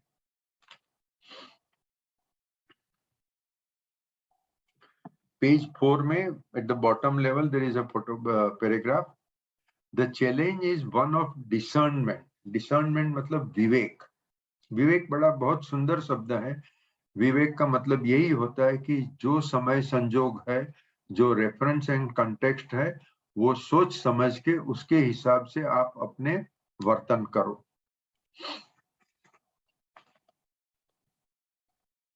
पेज 5 पर भगवान बोलते हैं कि मैं एकदम क्लियर कट गाइडेंस देता हूं। कभी क्या है, हमारे दिमाग में 2-3 सोच आती है। समझो हमें एक रिक्वेस्ट आई कि भाई फला आदमी को 25,000 रुपये की जरूरत है। अभी आप उसको 25,000 रुपया डोनेशन करेंगे कि नहीं करेंगे, ये एक विचार हुआ। दूसरे ऐसे बहुत सारे सवाल हमारे सामने आते हैं जिसके लिए 2 ही नहीं 4, 5, 6 ऑप्शन हमारी नजर के सामने आ सकते हैं। ठीक है, तो वो 4-5 विचार आए, उसमें से ईश्वर का विचार क्या आया है और फालतू विचार क्या आया है, तो इसका हम परीक्षण कैसे करें, उसके ऊपर जजमेंट कैसे करें। तो इसके लिए गॉड कहते हैं कि that thought which is the highest, which is the clearest, which is the grandest, that thought which expresses love, that is my message to you. You go for love, you go for the best, you assume that you are the best person on the whole earth, and what a best person will do, not the mightiest, not the strongest, not the most influential, the most loving person, what he will do, that you do, then you are following God. The highest thought is always that thought which contains joy. The clearest words are those words which contain truth. The grandest feeling is that feeling which you call love. तो यहाँ जो मैं कहता हूँ repeatedly वही आ रहा है, आनंद, सत्य और प्रेम। सत्य, प्रेम और आनंद, ये 3 चीज जो व्यवहार में समाई हुई है वो व्यवहार ऊंचा है। जो वाणी में, जो ऐसे में, जो एक्शन में सत्य, प्रेम और आनंद है वो सबसे ऊंचा है, वो ईश्वर का मार्ग है। और फिर से कहते हैं कि ये तीनों शब्द इंटरचेंजेबल है, सत्य, प्रेम और आनंद और भगवान। भगवान ये ही प्रेम है, प्रेम भगवान है। सत्य प्रेम है, सत्य प्रेम है, सत्य आनंद है, ये सब इंटरचेंजेबल शब्द है। And the most powerful messenger is of course experience. आप एक्सपीरियंस करो, एक्सपीरियंस करने के लिए आपको कर्म करना पड़ेगा। कर्म योग कहो या धर्मना प्रयोग कहो या सत्यना प्रयोग कहो, it is one and the same. जब आप कर्म करोगे उसके बारे में आपको जो एक्सपीरियंस होगा उसी से आपको अनुभूति मिलेगी। And yet I will not push you at all. भगवान स्पष्ट करते हैं कि मैंने मेरे संदेश दे दिए हैं, वो उसको मानना न मानना आपकी मर्जी की बात है। You have a free will ना। ये फ्री विल कंसेप्ट बड़ा कंट्रोवर्शियल है, बहुत सारे सवाल उठते हैं। Do we have free will, do we not have free will? यहाँ भगवान स्पष्ट कहते हैं कि I have given free will to every soul. It is your choice what you want to do, you do only that. अभी इसमें ये तो जैसे मैंने पहले भी कहा था कि जैसे अर्जुन कृष्ण भगवान को सवाल करता है और फिर बोलता है यार तुम मुझे कंफ्यूज करते हो, सीधी बात करो ना। वो तो इतना भी कहते हैं, मगर नील तो बहुत ब्लंटली सवाल करता है। वो बोलता है अरे यार आप फ्री चॉइस की बात कर रहे हो, फ्री विल की बात करते हो, कहाँ फ्री विल है? अभी एक आदमी अगर यूक्रेन में फंस रहा है, उसके घर के ऊपर बम बढ़ रहे हैं, तो उसको फ्री विल कैसी है? और भगवान की अच्छी सी स्टाइल है, उसको समझाते हैं और फिर नील एक्सेप्ट करता है कि हाँ हाँ हाँ आपकी बात बराबर है, फ्री विल है। और ये इतनी सुंदर चीज है, इतना सुंदर डायलॉग है कि मैं वो समझा के आपका रस छीनना नहीं चाहता हूँ। आप पूरी बुक पढ़ो तभी उसका रस आपको लगेगा। जो गीता में कहा है वो यहाँ भी कहा है कि कर्म करने के लिए आप स्वतंत्र हो। You have a free will, what you want to do. You want to run away from a place which is being bombarded. You don't want to run away. That is also your choice. Now consequences जो होगा सो होगा। Consequences में आप free नहीं हो, क्योंकि consequence तो होगा ही, मगर कैसा consequence होगा, किस रूप में होगा, कभी होगा, वो जानने की जीवात्मा में शक्ति नहीं है। क्यों नहीं है? ये संसार की व्यवस्था ऐसी की है। किसने की है? आपने की है। एट आत्मा level you have created this sansar which gives you the experiences which you wanted to get, and you are now getting the experiences. Now if you don't want to take those experiences, you change the experiences. उसमें भी ईश्वर कहते हैं कि eight आत्मा level आपने जो सोचा वो उसी क्षण अनुभव में बदल जाता है। एट जीवात्मा लेवल ऐसा नहीं होता है। हमने सोचा, उसका अनुभव होने में कभी 6 घंटा लग सकता है, कभी 6 महीना लग सकता है, कभी 6 जन्म भी लग सकते हैं, क्योंकि आत्मा ओमनीपोटेंट है, सर्वशक्तिमान है। तो आत्मा के लिए तो जो चाहा वो इसी क्षण होना ही है। मगर जब भी हमने जीवात्मा का रूप धारण किया, तभी हमने वॉलंटरीली अपनी शक्तियों के ऊपर लिमिटेशंस लाद दिए हैं। और वो लिमिटेशन इसी के लिए लादे हैं कि हमें अनुभव हुए कि हम ओमनीपोटेंट है। हमारी ओमनीपोटेंसी की कीमत हमें तभी होगी कि जब हम ओमनीपोटेंट न होवे, हम कुछ करना चाहे वो करने में हम असफल होवे, तभी हमें कीमत समझेगी कि जो ओमनीपोटेंट अनुभव होता है वो कितना बड़ा अनुभव होता है। बस इसी के कारण हमने वॉलंटरीली अपने आप के ऊपर लिमिटेशंस डाले हुए हैं। सॉरी, ये भी एक बहुत बड़ी चीज कही है CWG में। ये सबको एक्सेप्टेबल लग रहा है? इसमें कुछ तकलीफ लग रही है? Very fine. Enjoying. Okay. So I am on page 6. नील पूछ रहा है कि भगवान किसके साथ कम्युनिकेशन कर रहे हैं? क्या कोई स्पेशल लोग हैं? कौन से समय पे कर रहे हैं? जैसे कि हमारे में माना गया अर्ली मॉर्निंग उठ जाओ। कितना बजे? 4 बजे। अगर आप योगी हो तो 3 बजे उठ जाओ। ऐसा कुछ भी नहीं है।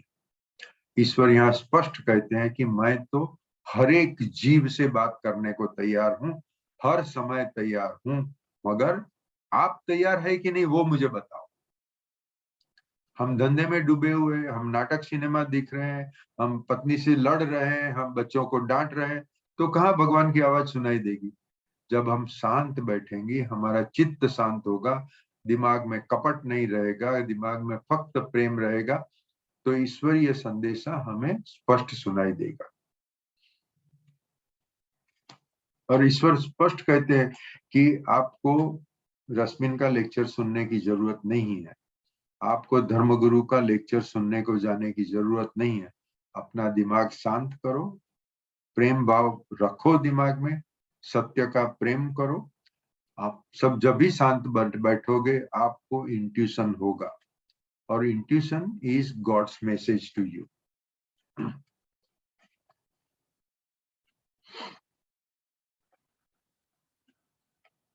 यहाँ नील पूछ रहा है ऑन पेज 7 कि ऐसा क्यों कि जीसस क्राइस्ट ने तो आपका संदेशा क्लियर सुन लिया, मगर मुझे तो सुनाई नहीं देता है, करोड़ों लोगों को नहीं सुनाई देता है।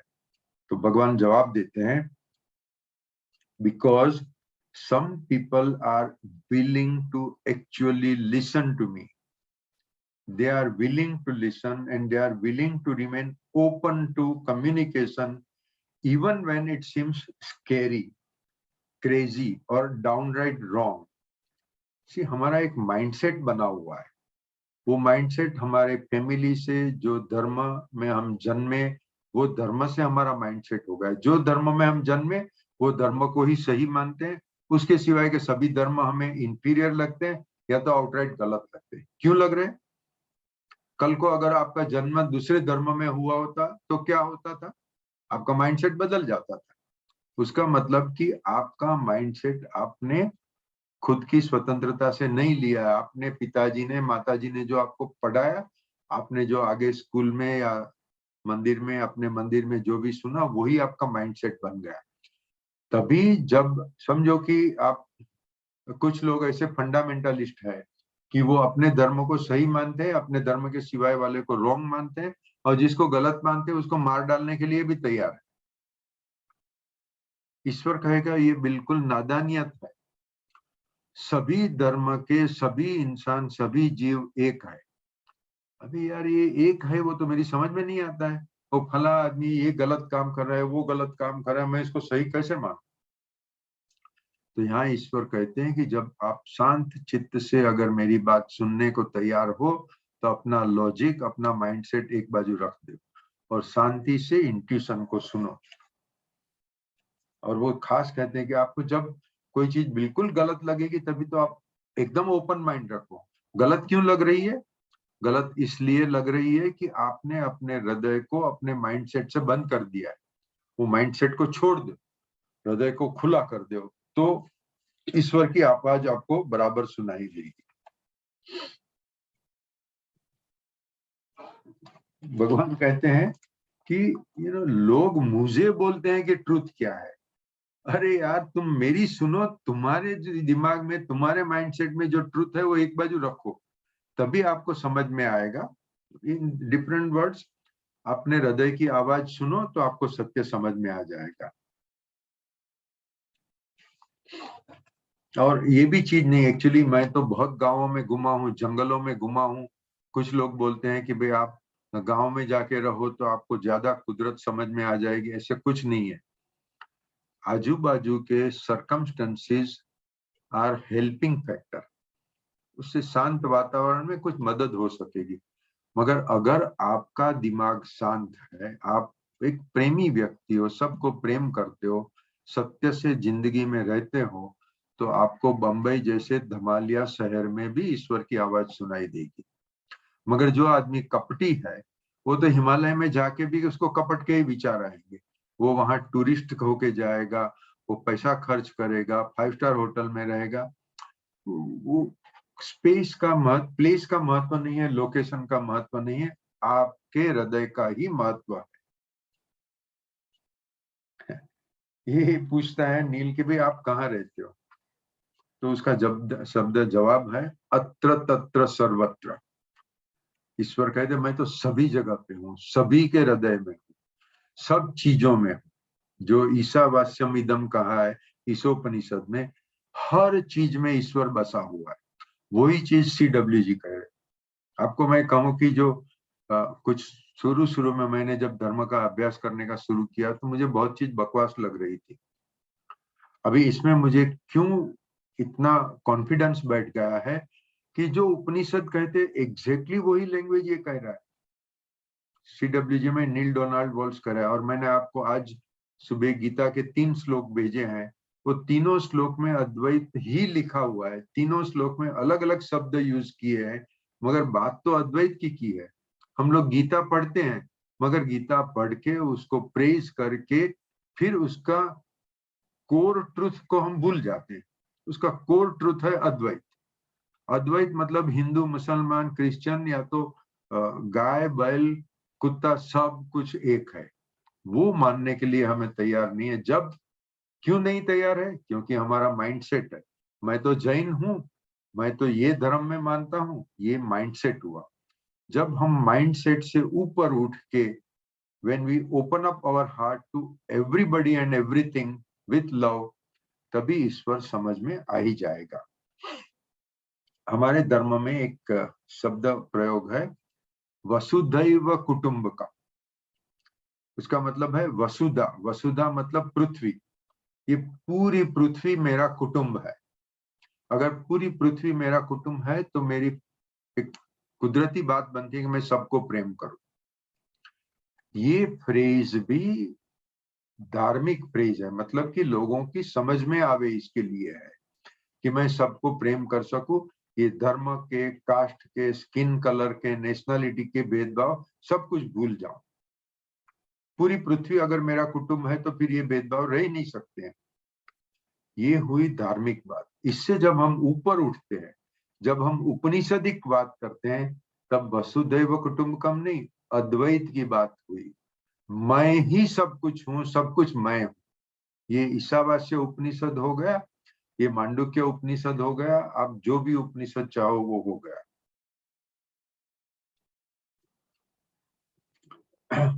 नील बोलता है कि यार मैं बड़ा कंफ्यूज हूं, आप मेरे सामने इस तरह से आओ कि मुझे कोई शंका ही नहीं रहे कि, क्योंकि नील को बड़ी शंका थी कि मैं ईश्वर के साथ बात कर रहा हूँ या तो मैं सखिया गया हूँ। चक्रम लोग होते हैं, उनको भी ऐसा लगता है कि मैं किससे बात करता हूँ। आपने कुछ ने कोई चक्रम लोगों को देखा होगा, वो ऐसे सोचता है कि मैं नरेंद्र मोदी से अभी बात कर रहा हूँ और नरेंद्र मोदी मेरी सुन रहा है। ठीक है, तो इस तरह के अलग अलग जो व्यवहार होते हैं, तो ये नील को डाउट है। तो नील बोलता है कि आप मेरे सामने आइए ना। अभी मैंने जो हिंदू धर्म के कुछ पुस्तक पढ़े हैं उसमें बोलते हैं कि कुछ कुछ साधु, लाखों में एक साधु ऐसे थे कि जिन्होंने शंख चक्र गदा पद्मधारी कृष्ण को देखा। तो चतुर्धर, ये चार चीज चार हाथ में है कृष्ण के, ऐसा रूप उन्होंने देखा। वो रूप का उन्होंने वर्णन किया और पेंटरों ने कृष्ण भगवान का, या तो कहो विष्णु जी का, इस स्वरूप पेंट किया।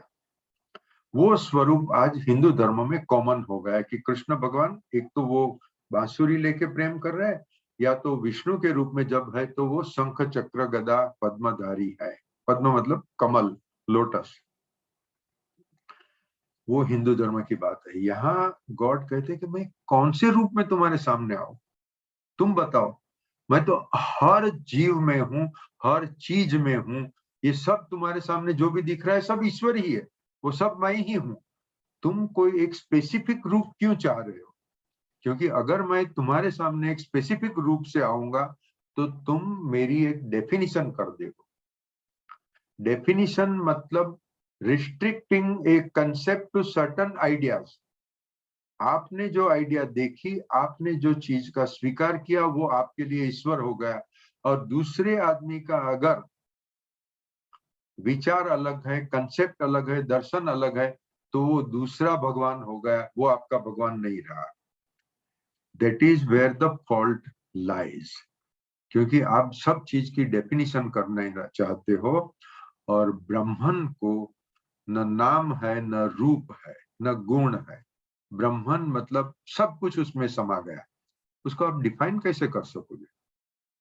जिसमें सब कुछ समा गया उसको डिफाइन कर नहीं सकते हो। और मांडुक्य उपनिषद कहता है भूत, भविष्य, वर्तमान, ये तीन काल लो, और वो तीनों कालों को जो समा लेता है उसको तूरीय कहो। वो तूरीय ब्रह्मन है। मतलब ब्रह्मन में सब कुछ समा गया, काल के हिसाब से, यहाँ वहां तहां, स्पेस के हिसाब से कहो, रूप के हिसाब से कहो, नाम के हिसाब से कहो, जो भी आप कहना चाहते हो सब कुछ ब्रह्मन में समा जाता है। इसी को भगवान कहते हैं। भगवान शब्द सामान्य लोगों के लिए सरल शब्द है। ब्रह्मन शब्द वेदांतिक दृष्टि से सही शब्द है। We have passed 7 o'clock. Do you think that this explanation will help you in reading CWG further? Yes, sir. Thank you. तो एक्चुअली तो वेदांत की बात करते हैं, अद्वैत की बात करते हैं, उसमें पूरा पुस्तक आ जाता है।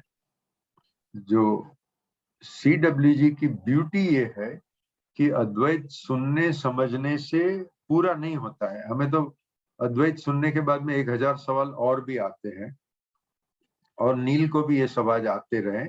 वो सवाल के जवाब, सवाल जवाब करके 10 वॉल्यूम में उसके पुस्तक प्रकट हुए हैं। और तो भी सब इंसान के सब सवाल के जवाब नहीं मिलते हैं। मगर अगर हम रस पूर्वक ये पुस्तक को पढ़ें तो हमारे बहुत सारे सवालों के जवाब मिलते जाएंगे। तो मेरी रिक्वेस्ट तो ये है कि अगर अभी आप लोग खुद ये पुस्तक पढ़े, क्योंकि ये डिस्कशन तो 1.5 घंटे में मैंने 9 पेज ही खत्म किए, तो कहाँ तक चलते रहेगा उसका कोई सीमा नहीं है। आप पढ़िए, और जैसे अतुल जी ने मुझे क्वेरी भेजी, मयूर देसाई ने क्वेरी भेजी थी, वो क्वेरीज का मैंने जवाब दे दिया। ऐसे 10-15 क्वेरीज होगी तो नेक्स्ट मीटिंग में मैं प्रयत्न करूंगा वो समझाने का, तो वो टॉपिकल हो जाएगा। या तो आप कहें तो 10th पेज से आगे शुरू करते हैं नेक्स्ट मंथ में, जैसे आप लोग कहे वैसे करते हैं। Now we will keep it open for next 5 minutes.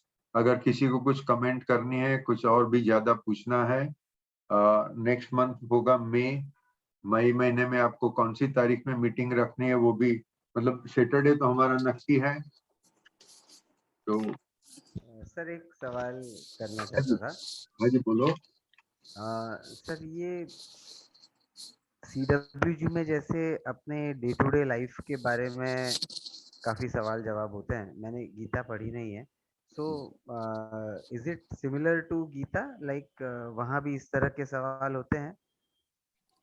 Gita में बहुत सारे अर्जुन सवाल पूछता है और कृष्ण भगवान जवाब देते हैं। अभी गीता और CWG में फर्क क्या है कि गीता अनुमान से 5000 साल पहले लिखी गई। वो 5000 साल में उसके कम से कम 50 वर्जन्स हो गए। जो भी आदमी ने जो ओरिजिनल संस्कृत था उसमें से संस्कृत में वापस ट्रांसलेशन किया, क्योंकि आपको पता होगा कि हर एक लैंग्वेज 100 साल के बाद में बदलती रहती है। आज हम जो इंग्लिश पढ़ रहे हैं और क्वीन विक्टोरिया के समय में जो इंग्लिश था, वो दोनों में बहुत बड़ा फर्क है। तो शेक्सपियर ने जो इंग्लिश में अपने ड्रामा लिखे थे, वो अगर हम वो इंग्लिश में आज पढ़ेंगे तो हमें समझ में भी नहीं आएगा। तो लोगों ने इंग्लिश का इंग्लिश में ट्रांसलेशन किया है। इसी तरह से संस्कृत का संस्कृत में ट्रांसलेशन हुआ। और जब 5000 साल पहले हमारे यहाँ लिखने की कोई व्यवस्था ही नहीं थी, तो महाभारत जैसा इतना बड़ा ग्रंथ तो किसी ने बोला, फिर किसी ने बोला तो वो कैसे याद रह सकता है? तो जाहिर है, बहुत नेचुरल है कि गीता में भी बहुत वर्जन्स हो गए, बहुत अपभ्रंश हो गए, और कमर्शियल साधुओं ने बहुत खिचड़ा कर दिया है, कमर्शियल सब उसमें लगा दिया है।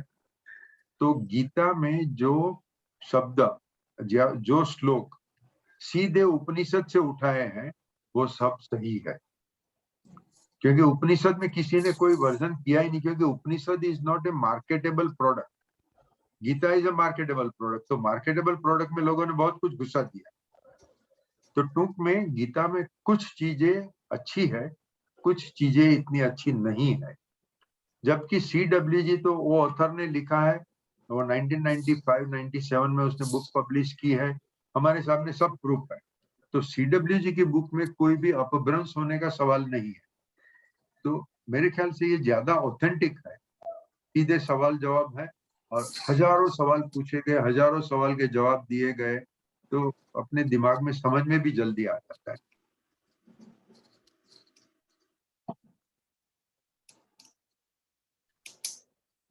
Any other comment or anything? Okay, Krishna Kumar ji आप समापन करेंगे?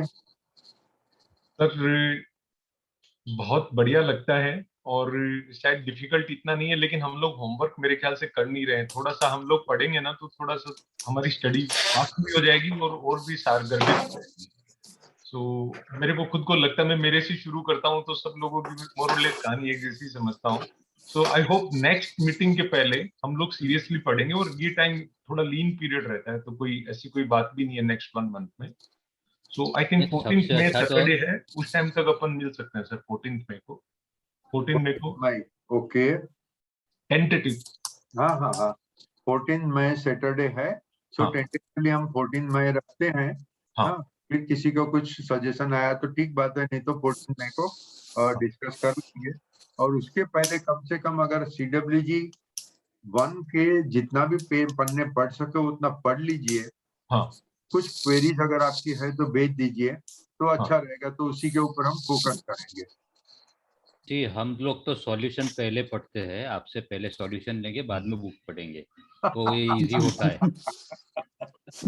પેલી શુક્લા ગ્રહ તો પેલા જવાબ વાંચવાના પછી ક્વેશ્ચન વાંચવાના. હા, સીધે સીધું સોલ્યુશન જ. હવે આટલા સારા ગુરુજી સમજાવતા હોય તો શુક્રા દિમાગને તકલીફ આપી, તમે બોલે રાખો, અમે સાંભળશું બસ, અને પછી ચોપડી વાંચશું, ગેરંટીડ, એમાં કોઈ સવાલ નહીં. But first V would like to have a simple thing, a simplified conversation with Rashminbhai, and then simplified conversation with God. Sorry Dinkar भाई, सीडब्ल्यूजी में गॉड ये मेंटेलिटी को ही चैलेंज करते हैं कि किसी लीडर ने कुछ बोल दिया और उसको आप फॉलो करते हो तो वो कह रहे हैं कि संसार की काफी सारी गड़बड़े ये सोच की वजह से हो रही है. सही बात है, सही बात है. આપણે ગરબડમાંથી બહાર જ નથી આવવું. वो तो सबसे अच्छा है. બરાબર છે. तो 84 प्लस 4 के लिए तैयार है, उनको कोई प्रॉब्लम ही नहीं है.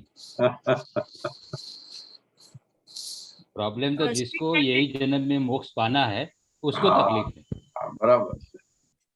हाँ, एक्चुअली इसके ऊपर मैं कहूँ, CWG 3rd वॉल्यूम का मैंने 2-4 बार आप लोगों को ईमेल किया है.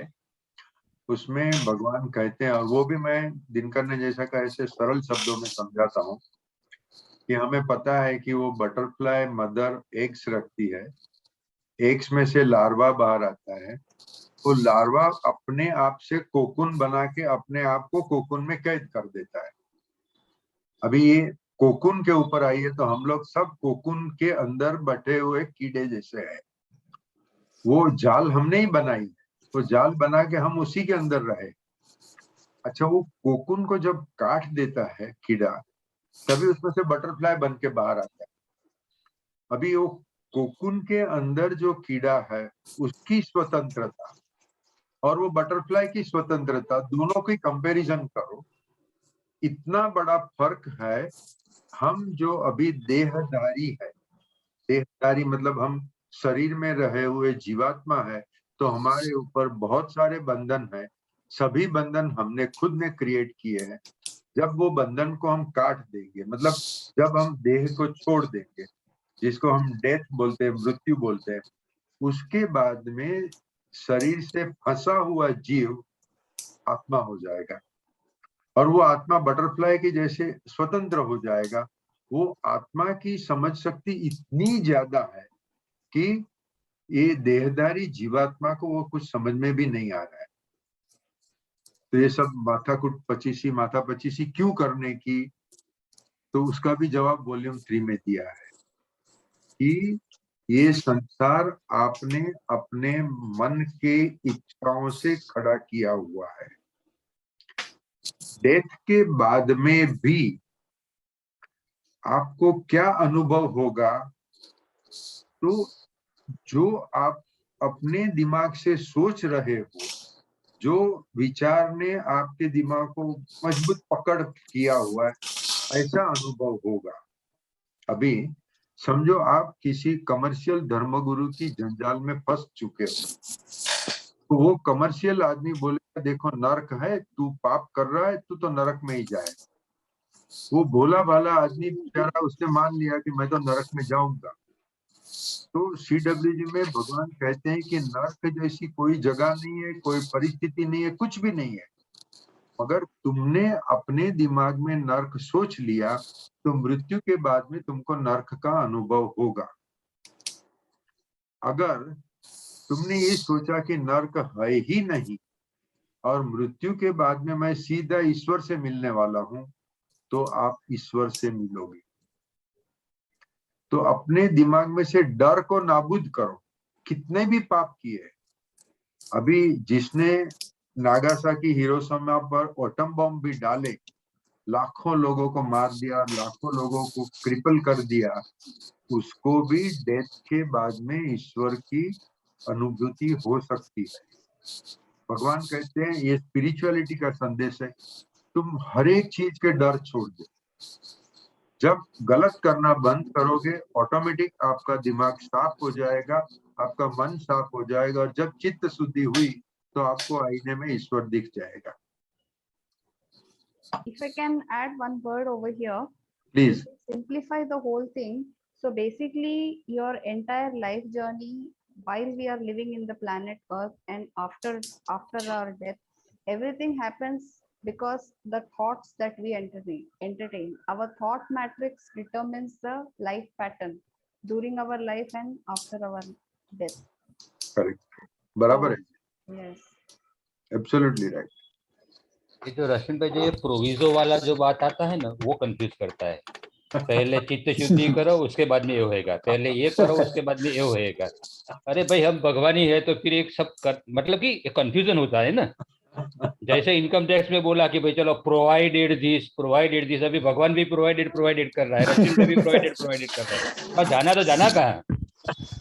मेन प्रॉब्लम एक ही है, विदाउट प्रोविजो की बात आती है ना तो दिमाग में जाएगी, ये प्रोविजो आया खलास, बात खत्म। इनको भाई ये सिंपल वे में ऐसा है, देखो प्रोविजो तो रहेगा हमेशा, वो जाने वाला है नहीं इसमें। तो तकलीफ भी है नहीं यार, नहीं तकलीफ नहीं है। आप ये नहीं देखिए इलेक्ट्रॉनिक की भाषा में, हालांकि मेरा भी साइंस सब्जेक्ट नहीं रहा है, लेकिन आप जो किसी भी इलेक्ट्रिशियन को देखिए, जब वो कोई प्लग्स रहते हैं ना, उनके अंदर धीरे धीरे कार्बन आने लगता है उसके अंदर, तो बाद में वो करंट पास नहीं होता है उसके अंदर। तो अगर वो करंट पास करना है तो वो कार्बन हटाना पड़ेगा। तो रश्मि भाई ये कह रहे हैं कि पहले अपनी चीज शुद्धि कर लो, तो आपको धीरे धीरे सब चीजें समझ में आने लग जाएगी उसके अंदर। बिल्कुल, तो वो जो प्रोविजो बता रहे हैं वो बहुत इंपॉर्टेंट है सर, उसको छोड़ नहीं सकते अपन उसको बिल्कुल। नहीं, कुमार जी, अभी दिनकर जोशी को जो अच्छा लगेगी वो बात भी मैं करता हूँ। हाँ बोलो। देखो, जैसे आप 3rd वॉल्यूम तक पहुंचोगे वो पहला प्रोवाइजो है। हाँ, तो 3rd वॉल्यूम में भगवान कहते हैं कि कोई भी शर्त नहीं है। ओके, आप खुद आत्मा लेवल पर जब चाहोगे तभी स्वर्ग है, तभी मोक्ष है। आपकी आत्मा ने अभी तक इच्छा नहीं की है, तभी आप जीवात्मा के रूप में घूम रहे हो। आत्मा को कोई शर्त नहीं है। यही शब्द विदुर जी ने महाभारत में कहे हैं, मोक्ष तत्क्षणम। एक क्षण में मोक्ष शक्य है। एक क्षण कौन सी? वो ही क्षण जो आप चाहो। वो ईश्वर की चाहने की बात नहीं है, साधु ने बताई हुई बात नहीं है। आप खुद नक्की करो आपको अभी मोक्ष चाहिए, तो चित्त शुद्धि की भी जरूरत नहीं है, मोक्ष तत्क्षणम। ये महाभारत ने कहा है, CWG ने यही कहा है। So when you think it happens, yeah, correct, as instantly as you think. Yes. Now I feel elevated. નહીં દિનકર ભાઈ, આમાં પ્રોવિઝો એક જ છે કે CWG 3 જે છે ને એ સૌથી છેલ્લે વાંચવાનું. આપણે તો ભાઈ રશ્મિભાઈ સમજાવે પછી જ વાંચવાનું, પેલા વાંચવાના જ નથી, કોઈ સવાલ જ નથી પેદા થતો. એ સિમ્પ્લિફાઈડ કરીને આપણને ત્રીજા ભાગ સુધી લઈ જશે, ભલે આખા વર્ષમાં લઈ જશે, નો problem. No, we are ready to wait. Yes. We are ready to wait. आपने डेथ के बाद की बात की कि डेथ के बाद मतलब अगर आप अभी स्पिरिचुअलिटी में जीते हो तो डेथ के बाद एक अच्छा स्टेज अनुभव कर सकते हो। लेकिन सर ये अपने मतलब करंट लाइफ में भी इक्वली मतलब मजेदार हो जाता है जीना with understanding of spirituality and whatever, मतलब जो भी आपने एक्चुअली बहुत सुंदर मैसेज आपने निकाला है। स्वामी सर्वप्रियानंद जी इसके ऊपर बहुत एम्फसाइज कर रहे हैं। वो धर्म और वेदांत को डिस्टिंग्विश इस तरह से करते हैं। धार्मिक गुरु क्या कहते हैं? मोक्ष है, ईश्वर है, मगर ये 11 कंडीशंस है। वो जैसे इनकम टैक्स का प्रोवाइजो है, और सबसे बड़ी कंडीशन है साला डेथ के बाद नहीं हो सकता है, तो उसका तो कोई सबूत है ही नहीं।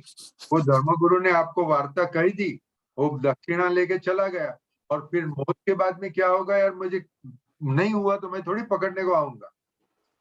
तो स्वामी सर्वप्रियानंद जी कहते हैं, वेदांत कहता है कि तुम अभी इसी वक्त ईश्वर हो। ओके, ये तो कह दिया, थोड़ी मानने में आता है। तो यहाँ तकलीफ है, मगर वेदांत कहता है मैं आपको कोई फ्यूचर का प्रॉमिस नहीं देता हूँ, ना आपकी कोणी में गोल लगाता हूँ, कुछ नहीं कहता हूँ। मैं तो ये कहता हूँ कि आप स्वतंत्र हो, अभी आप ईश्वर की जैसा व्यवहार करो। ईश्वर के जैसा व्यवहार मतलब क्या? सबको प्रेम करो, सत्य से रहो, बस सिंपल बात है। ये कर सकोगे तो आप अपने आप को अनुभव कर सकोगे, ये नहीं कर सकोगे तो उसका समझो झूठ कौन करेगा? जो माया में फंसा हुआ है। क्रोध कौन करेगा? मद मान अपमान कौन करेगा? जो माया में फंसा हुआ है। अगर आपको माया में रहने की इच्छा है तो माया को भुगतो, अगर माया से छूटना है तो सत्य और प्रेम का अनुभव करो, सिंपल। सर काम की चीज तो सिंपल ही होती है, बाकी तो सब बड़ी बड़ी बातें होती है। जो लास्ट वाली बात कही वही बढ़िया बात है सर, उसका सार भी यही है। हाँ। और जो कबीर जी बहुत सीधी सादी बात बोलते थे, उसी बात के साथ मैं समापन करता हूँ। हाँ जी, प्लीज। पोथी पढ़ी पढ़ी जग मुआ, पंडित भया न कोई, ढाई अक्षर प्रेम का पढ़े सो पंडित होई। बराबर है सर मैं मेरे एक्सपीरियंस से बोलता हूँ कि जिस दिन हाँ।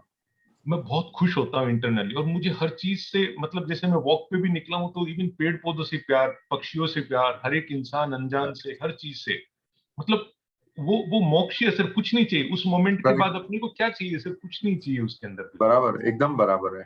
तो जो आप बोल रहे हो वो सब चीज उस वक्त रहती है उसके अंदर। उस टाइम हाँ। आपकी चित्त शुद्धि भी रहती है, आपका मन में प्यार एकदम बरसता है, जैसे मतलब सागर से पानी बरसता है, बिल्कुल।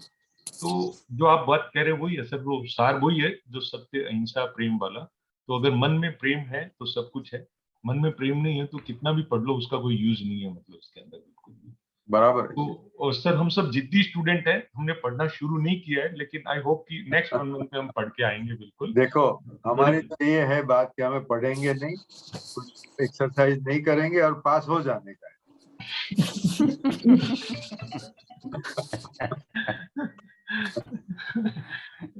नहीं, इस बार पढ़ के आएंगे सर, पक्का प्रॉमिस। थैंक यू, इस बार पढ़ थैंक के यू। आएंगे सर। बहुत बहुत धन्यवाद, बहुत बहुत वी आर ऑल ग्रेटफुल। आप इतना पेन लेते हैं, इतना स्टडी करते हैं, और साथ में शेयर करते हैं, व्हाट्सएप पे भी करते हैं, ईमेल पे भी करते हैं, मीटिंग पे भी करते हैं। कोई शब्द नहीं आपको थैंक्स बोलने के लिए, बस यही बोलेंगे हम बहुत एंजॉय करते हैं आपके साथ रहते, तो वननेस में रहते हैं। Thank you, Thank you. so much. Thank you. Thanks to all my divine Thank you. Thank you, everyone. Thank you. Bye. Thank you, Rachan bhai.